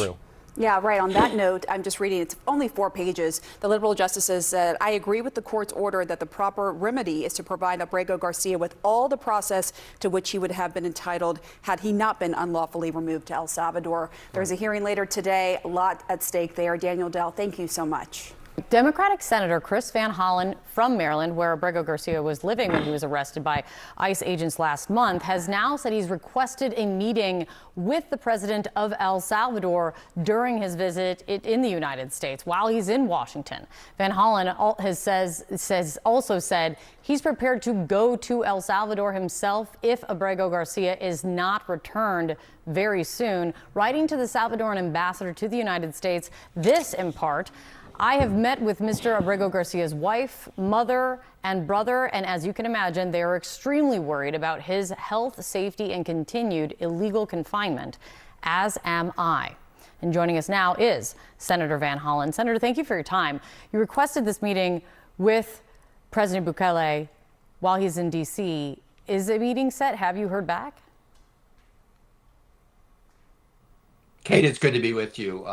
I did request it. I've not heard back from the president of El Salvador. And as I said in that letter, if I don't hear from him and Abrego Garcia is not quickly returned, I do intend to go to El Salvador this week to show solidarity with his family. As you indicated, the Trump administration itself has admitted that he was abducted and sent to this prison in error, and he should get his due process. They show no intent of doing anything to bring him back anytime soon, that is for sure. If by midweek, I mean, this could be tomorrow, nothing happens, you go to El Salvador, do you have a hope of leaving with him when you come back, or what can you accomplish there? Kate, I hope to meet with officials of the government of El Salvador. I don't know if the president is going to be in country at that time. I also hope to visit this notorious prison to see Abrego Garcia, to let him know that his family and friends are very worried about him, as am I. I think that the situation for both the Trump administration and the president of El Salvador is unsustainable. Because the Supreme Court, as you reported, by 9-0, has said the Trump administration has to facilitate his return. And you have the president of El Salvador saying, well, I don't have the power to release him. Both things are untrue. The president could, of course, facilitate his return. After all, the United States is paying El Salvador money for this prison. And of course, the president of El Salvador could release him. So at some point, I think this becomes unsustainable. People are going to keep calling for. Okay, cool. Let's look at, I guess the press secretary responded to this. I want to see what she has to say. Let's check it out. If you want to look like someone that has a low level of That's not it.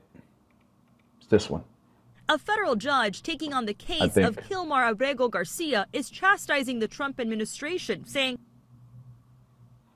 why can't I hear it? And then I got to talk about something. I got a comment just now that irked my nerves a little bit here. They have done, quote, nothing to comply with the Supreme Court's order to facilitate the return of Abrego Garcia. Abrego Garcia is now entering his second month in the El Salvador mega prison after the Trump administration mistakenly deported him there on March 15th. The Supreme Court ordered the White House to facilitate his return back to the United States. Judge Paula Zenes declaring every day Abrego Garcia spends in that prison is a day of further irreparable harm. Outside federal court, supporters for Abrego Garcia, including his wife Jennifer, an American, pleading for his return. I will not stop fighting until I see my husband alive. Our children are asking, damn, they got children. when will you come home? And I pray for the day I tell them the time and date that you'll return. Today, Justice Department lawyers insisting the administration is prepared to facilitate Abrego Garcia's presence in the United States if he presents at a port of entry. But President Trump says Abrego Garcia's release is up to the El Salvador government. The DOJ arguing they cannot compel El Salvador to release Abrego Garcia from prison, even though the administration is paying El Salvador more than $6 million to hold him there, along with more than 200 other undocumented immigrants who they claim, without providing evidence, are members of violent gangs. Border Czar Tom Homan telling ABC's Rachel Scott that the administration will obey court orders. This administration will obey court orders, unlike the last administration. But if you ask me if I'm in favor of returning terrorists to the United States that are gang members that have, murdered and raped young women in this country, no, I'm not in favor of that at all. The government claims Abrego Garcia is... That's another thing. I don't like how they paint that picture. Like, this guy has never been charged for rape or anything like that. Did he come here illegally? It doesn't look like it. It looks like he didn't come here illegally. So I'm not understanding. This one is up there with Donald Trump pardoning the CEO of Nikola. Remember that CEO who scammed investors out of millions of dollars because he pretended that he had a working model, and they were just pushing this electric truck down a hill, and they presented it as a working model, and it got investors excited, and investors poured money into the company thinking they had a working prototype. And then it comes out that they didn't have a working prototype, that was a shell, and they just pushed it. Like, they literally scammed investors out of hundreds of millions. And then when that came out, the stock market tanked and people lost millions. And then he pardons the CEO. Like, I'm not saying that the CEO should go to prison for life, but dude should have restitutions. He should be in damn he should see prison time. He should be in house arrest, all that shit, man. But he pardoned him. This is up there with that. And I feel like Trump relies on his team's opinions a lot. Like, this is a tough case, man. I don't know about this one. I think I'm for bringing Abrego Garcia back.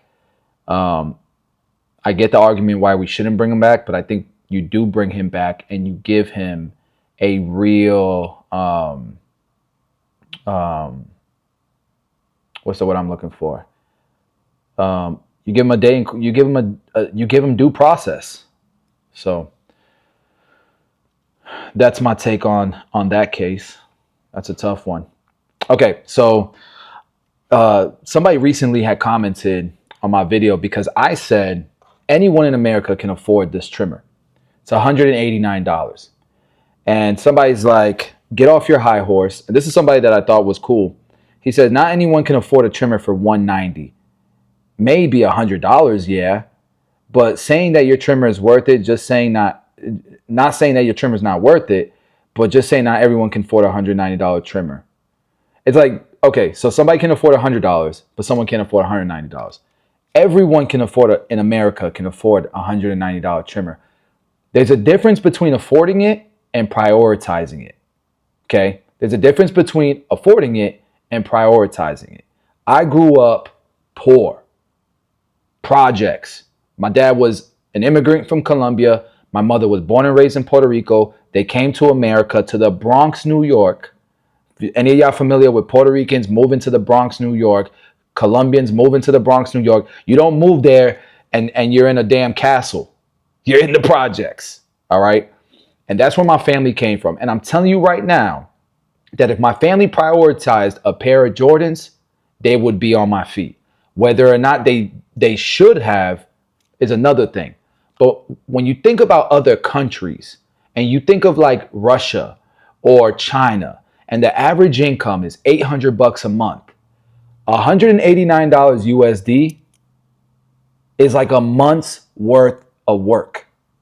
Versus an American, regardless if they're poor or not. Dude, illegal immigrants come here and we give them $1,000 a month just for existing.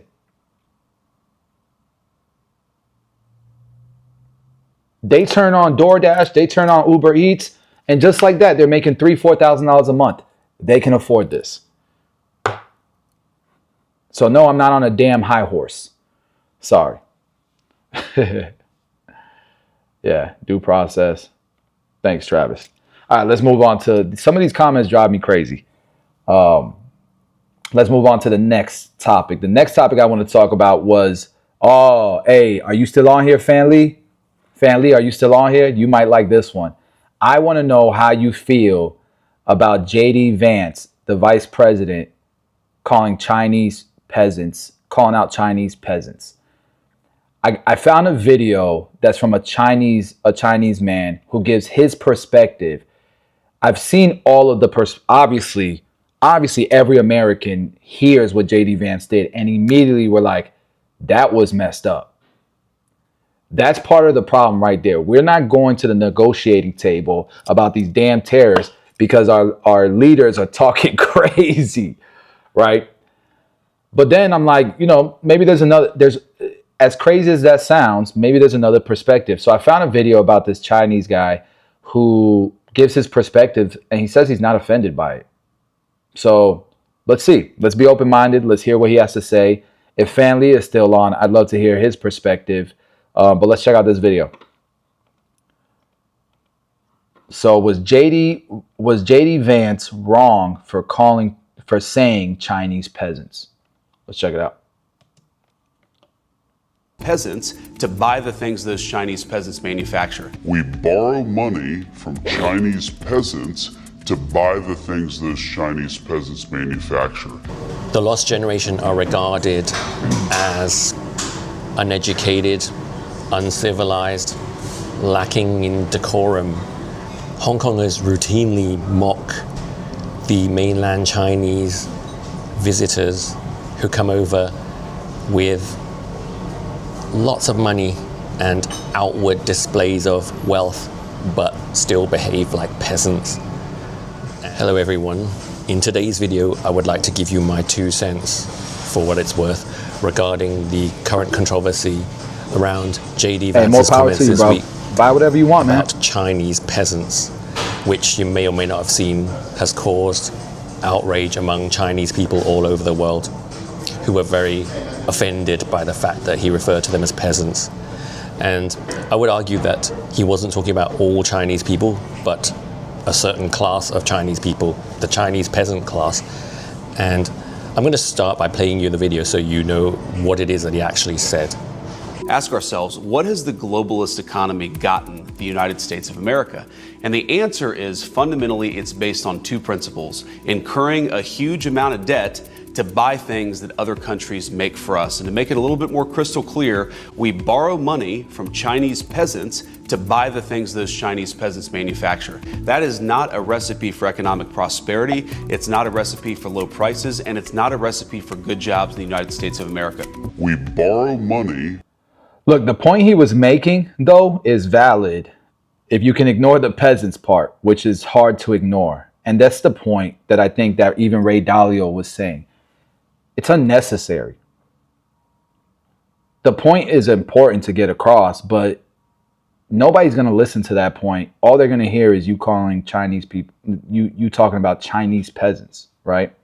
Let's see. Here, we borrow money from Chinese peasants to buy the things those Chinese peasants manufacture. That is not a recipe for economic prosperity. It's not a recipe for low prices, and it's not a recipe for good jobs in the United States of America. We borrow money from Chinese peasants to buy the things those Chinese peasants manufacture. So when I saw this interview, I wasn't outraged, unlike virtually my entire race, regardless of political persuasion, who were deeply offended by his choice of words, because I know what he's talking about. And I think it requires an understanding of Chinese society and the class system, which I'm going to try and break down for you. And you also need to understand the subject matter that he's discussing here, which is the circular economy involving US bonds and Chinese peasant workers who hold these bonds. Yeah, so I think the point that he was making is valid though. Like, think about it. Dude, they're buying the hell out of US Treasury bonds. We're borrowing this money, right, from China, and then we're consuming from China, and it's just a revolving wheel, and it's just getting us deeper into debt. While China, the same money that we're borrowing, they're manipulating the value and keeping us in more debt. And so it's harder for us to get out of that deficit. And if we can't get out that deficit, then it closes the doors on a lot of opportunities for us to create opportunities for our own people, whether that's better roads, healthcare, things of that nature. So I get the point that he's driving across, but why take the risk to offend millions of people when getting the point across is what's more important, in my opinion? And even though, Travis, you have a point. Peasant isn't a bad word, though. It doesn't matter. It carries a bad connotation, right? So, first of all, in terms of the Chinese class system, it's much more extreme than the Western class system. There is a definite peasant class, which is the equivalent of what we refer to in the West as the working class. And this is actually a huge majority in China. But does China call it that? I don't know the exact number. Hundreds of millions of economic migrants working in cities all across China who migrated from their rural villages to these mega cities to work. And in China, they're actually referred to as migrants rather than working class people or peasants. But wow, you've got to understand. Check this out. Hey, listen to this. Check this out.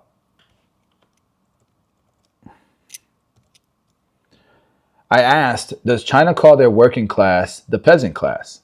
Historically, they referred to it, the working class, as the peasant class. So yes, the peasant class was a formal term used by Marxist-Leninist Mao's ideology to describe rural agriculture workers. The CCP's early revolutionary language, peasants were glorified as the backbone of the revolution. Mao famously focused on mobilizing the peasantry rather than the urban proletariat, whatever the hell you say, however you say that shit. Today, the term still literally means peasant or farmer, but its translation is more often rural worker or migrant worker.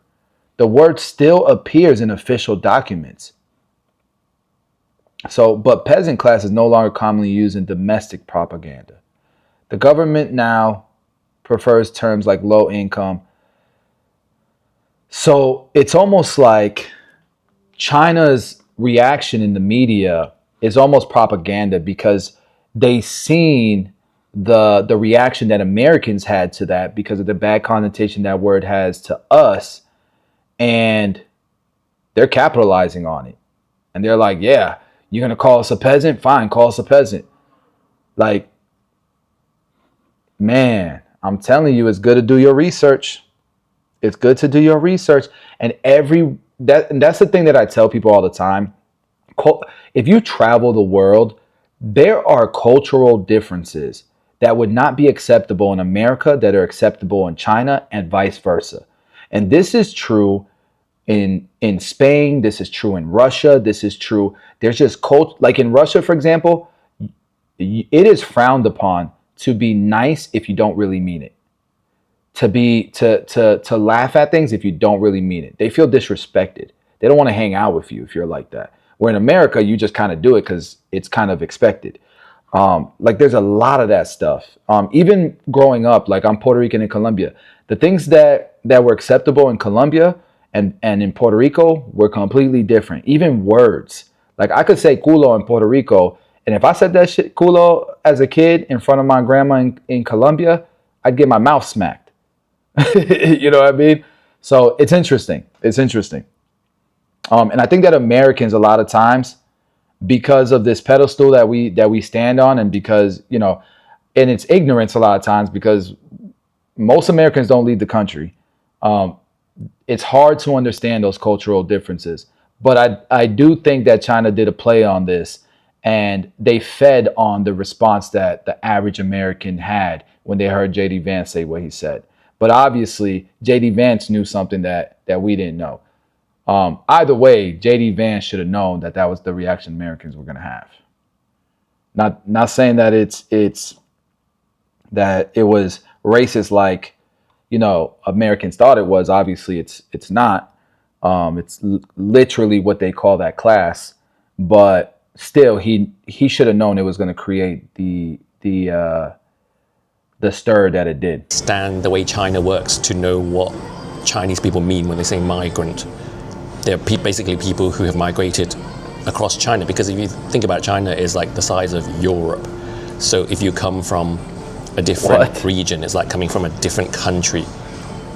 Much like you might argue the migrants in the West that are often reviled by the people who make up the nationals of whatever country they're in. And they have less rights than locals. They often live in dormitories, so they don't have proper housing.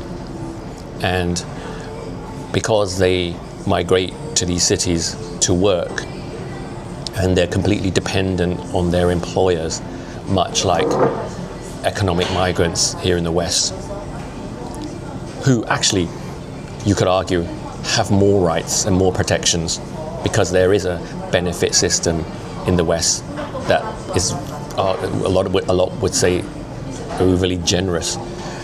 So to give you a bit more background on what is China's peasant class, China only really rose to prosperity over the last 3 decades, and it was the most rapid and dramatic transformation in history of any nation, and it's something that the Chinese government is very proud of, rightfully so. The government claims to have lifted its population out of poverty, and when they say this, they are very open about the fact that they turned peasants into urbanites, because prior to China's urbanization, it was a peasant society. And the reason for this is that during Mao's Cultural Revolution, he sent a whole generation of urban youth from the cities to the country in a sort of it was an attempt to re-educate them in his fight against Western capitalism, which he perceived had destroyed Chinese morals. And so an entire generation of urban youth were sent to work on farms as a re-education. And these people grew up completely detached from the modern world, and they were uneducated other than in the ways of agriculture, which I would argue today is a more valuable education than what they're getting in the schools and universities in our cities.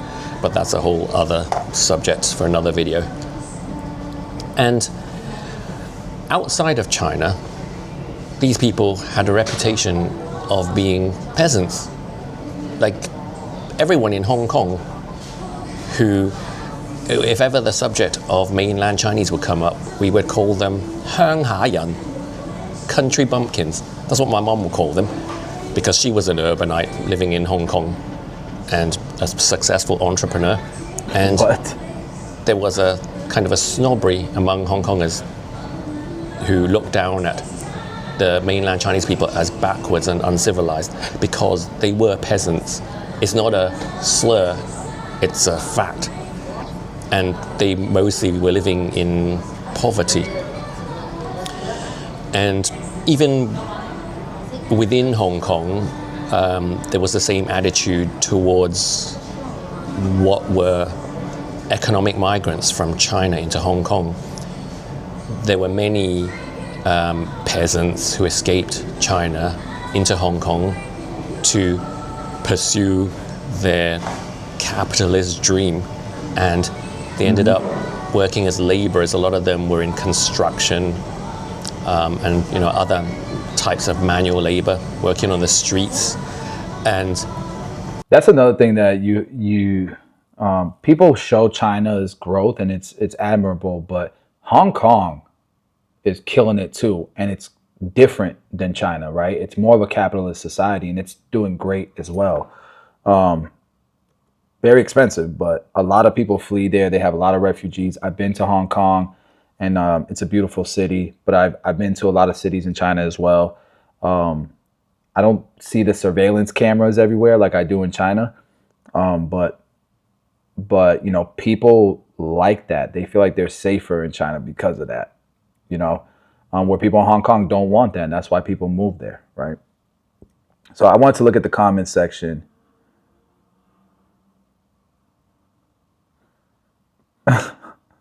And before anyone jokes about me sitting in a coffee shop wearing low, this t-shirt fell off the back of a Chinese peasant truck. I'll have you know. He's stupid. I love your insight. JD Vance is an arse. Bro, why are you acting like Uncle Tom? These white people are disrespecting your people. It's okay to be against racism. You should go to China and see how advanced they are now. Yes, the urban elite have it so good in the higher tier cities. I was blown away the first time I went to Shenzhen as an adult, and I saw how it used to be only a few decades ago. Yeah. That's another thing too, though. Like, they go take a high-speed train from Guangzhou to Shanghai or Beijing, and you're going to see what's in between those cities. And I'm not saying America doesn't have those either, but we both have our issues. Trust me. Look, somebody said, if you want to see real peasants, you should visit the states in the U.S. other than New York, California. Where's the peasants in other states? What am I missing here? I mean, there's trailer parks, but those aren't box homes. Have you guys seen the box homes in China? Let me see if I can pull those up. We don't have this in America.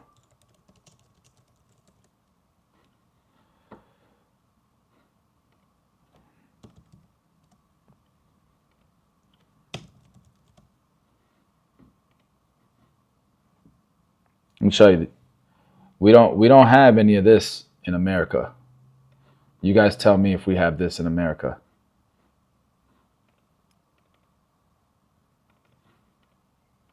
We definitely don't have this in America. So you will not see this anywhere in America. Look how these people live. In these little boxes like this. Look. And there's millions of them. So no, you won't see any of that in America. Now, again, China's very rich. They're way more populated than us, and they're growing like crazy, and that could change, just like Shenzhen changed, right? So much. So what's up, Bobby? Hey. But no, this was dope. This was and I'm not sure if you guys saw the pictures I was showing y'all. What's up, baby girl? You're my baby. Mwah. You can kiss. You're my baby. So you guys can see what I was talking about. Like, this is a real thing in China, right? Like, and I stayed at a hotel that next to my hotel looked like this. Oh man.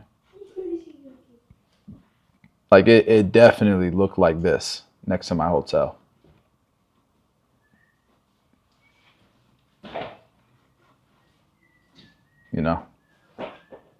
You don't see that anywhere in America. Cool. All right. Next topic. You know what? I think. What have I covered? Pretty much everything. We did 245% tariffs. We did France fires back. Ray Dalio. What will new manufacturing look like? That deported man that we kind of we feel was wrongfully deported.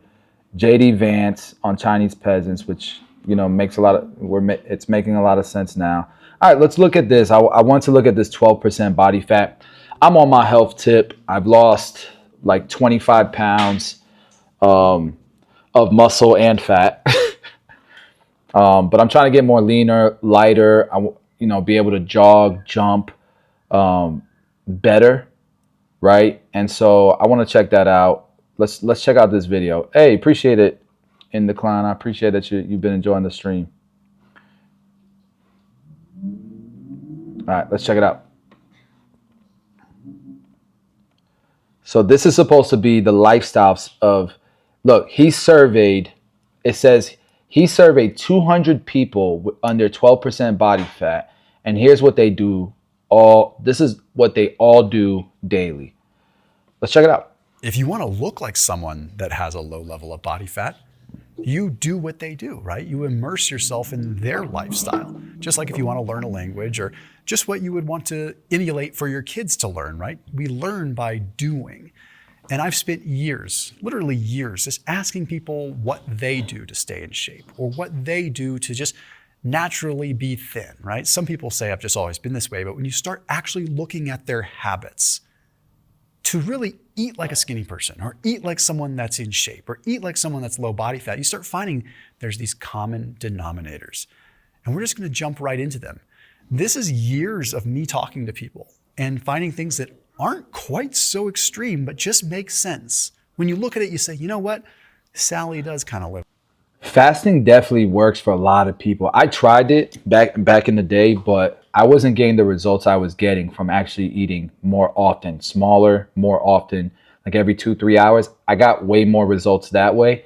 But it depends. I think it depends on the person, because I've seen people who do fasting and just like you, and they see tremendous results. I live like that, and she's in shape. You know what? Bill does kind of live like that. So let's just jump right into it. The first thing that I notice that people do that are in shape or that are thin, they forget to eat.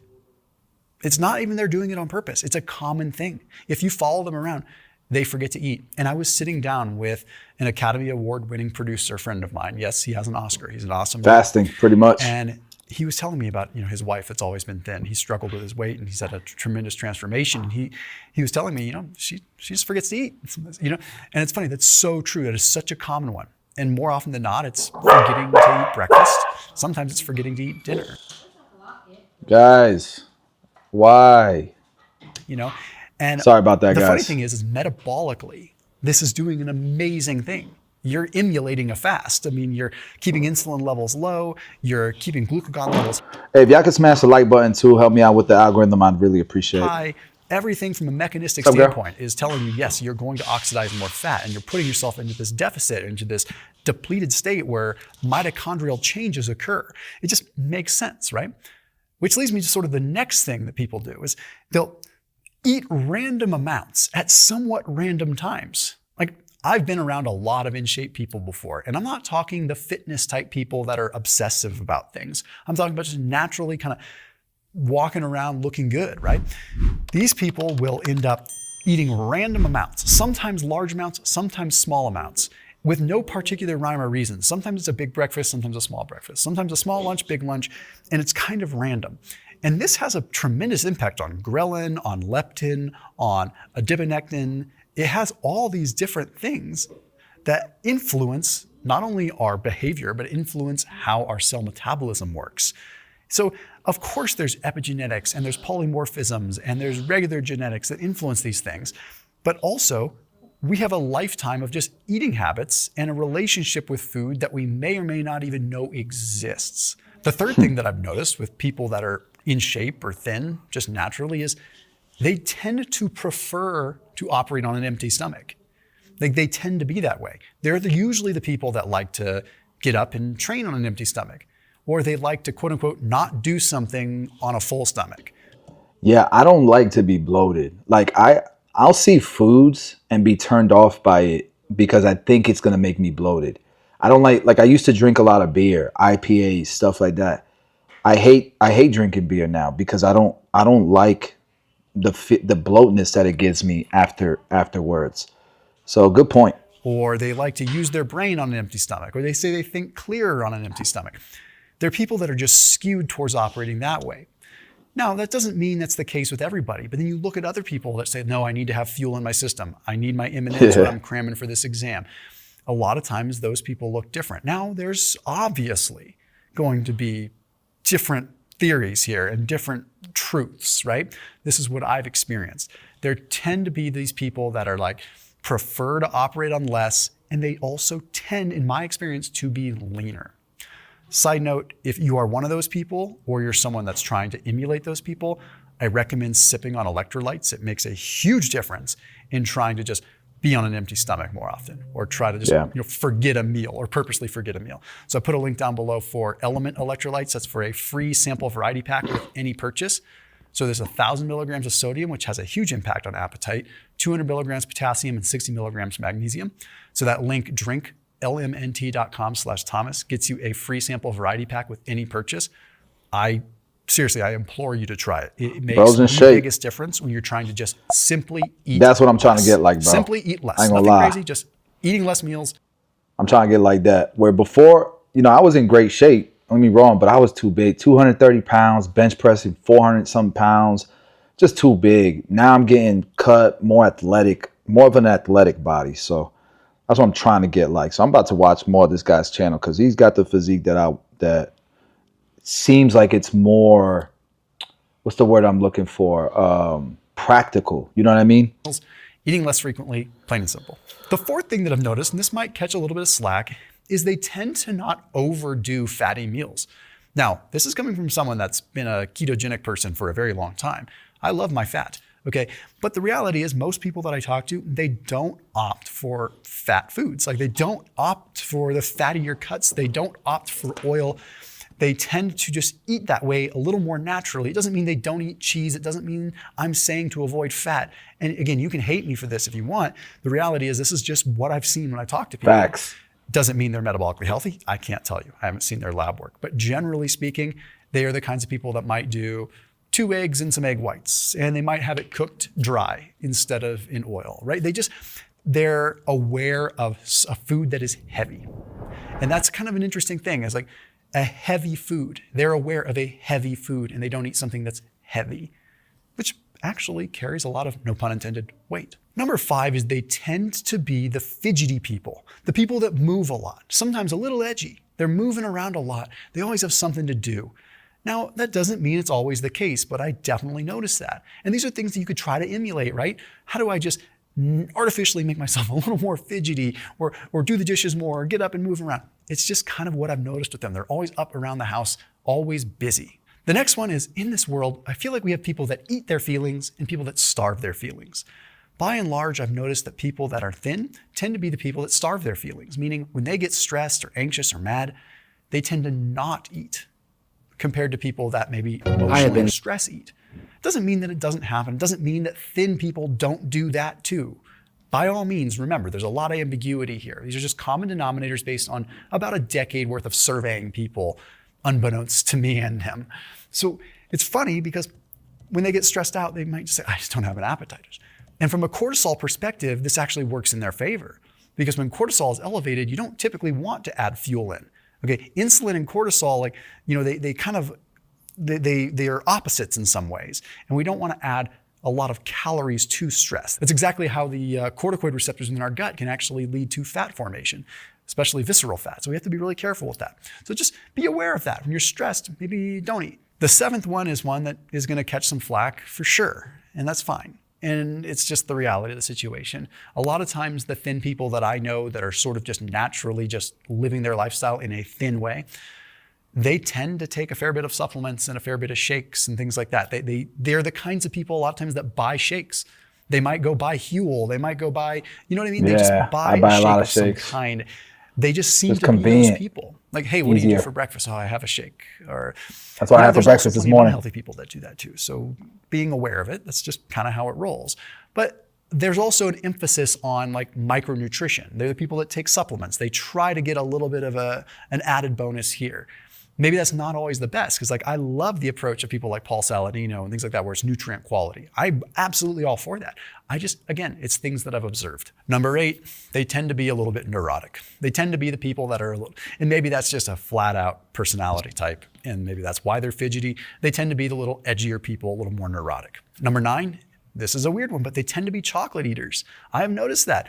Almost, like I should say almost everybody, but a good percentage, probably 60 to 70%. The people that I know that are thin, they consume a fair bit of chocolate. Like they're like, I like my dark chocolate. Is it just a weird selection thing where they have this affinity for dark chocolate, or is it actually having an impact? Because for me, I love dark chocolate and it kills my appetite. And it also gives me an energy boost that I feel really good with. It's bizarre, but maybe that's something that we should factor in. Like little bits, little cheat meals. Maybe they get the treat so they don't feel like they have to indulge in other places. And chocolate's very easy for that. It's quite interesting. Number 10 is I notice they like to spend time outside. That's kind of an obvious one, but they move around a lot. They tend to spend time outside. And that's something that I think a lot of us can game. We can game with red light. We can game with various lights and what we want to do. We can go spend more time outside. We can game this a little bit. So that's a good one. Number 11 is I've noticed there's somewhat of possibly even an unhealthy relationship with the input-output relationship with food, meaning they have a fundamental understanding of energy balance. And sometimes it wrecks their life, but sometimes it also just works. For example, I know a lot of skinny people that will eat a very big meal and then they will just regulate. They will auto-regulate by not eating much the next day or maybe even over-exercising the next day. And I'm not condoning it. I'm not saying it's good, bad, or ugly, quite frankly. What I'm suggesting is that there's a fundamental understanding of energy balance and homeostasis there. And it's not necessarily considered correct in today's world to look at it like that. We shouldn't be saying, hey, go eat and then starve yourself the next day. But the reality is we do need to look at energy balance over more than just the course of a day. And if you do overindulge. I did that. I did a vlog on my Instagram on that. And it's just something that I think about. Like I'll go on a trip on the weekend for work and it's hard to stay on a diet. It's hard not to overeat, you drink, that type of thing. And then when I come back home, I'm like, man, I consume so many calories. I'm going on a 5-mile run. That's me trying to regulate, trying to rebalance, Interesting. Indulge. It's not punishment to restrict a little bit the next day. It's called exercising restraint and finding energy balance over the course of a longer period of time versus just one day. And people that are thin tend to naturally do that, sometimes to an unhealthy degree. Number 12, I've noticed a lot of times they are the people that order water with lemon. That's me. Call it what you will. Maybe it's just a habit. Maybe it's just a trait. Maybe it's just a way to flavor something boring for people that are watching their weight. But lemon has some benefits when it comes down to enzymatic function, when it comes down to glucose metabolism. Maybe people just see that, or maybe it's just because they're consuming water and not something else. Number 13 is a huge one. People that are thin, in my perspective, and what I've seen, tend to eat a bigger lunch. Lunch seems to be the big meal. It's like light breakfast or even skip breakfast, big lunch, maybe with friends, and then moving on to dinner is just something light. That I don't simple. do. No, I had a big lunch. How often have you heard I ate that a big from your thin dinner. friends? It's okay, I had a big lunch. I had a decent lunch. I ate lunch kind of late. They're aware of that. They don't just feel like 3 square meals. And I'm not saying they're better than anybody. I'm just saying these are the things we should be aware of. And there's a huge metabolic benefit to having a big lunch. As a matter of fact, a lot of the Mediterranean regions do that. And they have tremendous lipid profiles, tremendous glucose excursion area under the curve, and obviously longevity. And finally, number 14, I notice a lot of them are actually the ones that don't spend a ton of time in the gym. They do quick workouts. They're usually in and out in less than a half an hour. Maybe that has something to do with the cortisol. Maybe it has something to do with how much energy it leaves them for the rest of the day. That's called the constrained energy model. Maybe they're working out less, but they end up expending more throughout the day. And if they worked out more, they'd expend less throughout the day. And it's arguably better to expend more throughout the day than it is in one concentrated period, yada, yada. Point is these common denominators matter. And we can't throw them all aside. Because these are the things that are just ingrained in daily life. You notice I didn't talk a single thing about macronutrients and how many carbs they had, other than the fact that maybe there's a little bit of. This was good. And I got to say, I usually do the opposite. Small lunch, big dinner. So maybe I subconsciously switched to something like that. All right, guys, I had a good time. I look like William Saliba. I don't know who that is. I'm scared to look. But thank you, guys. I appreciate y'all being on my live stream. That's it for today, man. I'm going to chill out. I'll be back on tomorrow around the same time. Lock in with me tomorrow. Check out the videos that I've been dropping all day today. If you missed the live streams yesterday, those are good to catch up and stuff. And yeah, I appreciate y'all tapping in with the live streams, man. I've been having fun doing these. Y'all take care.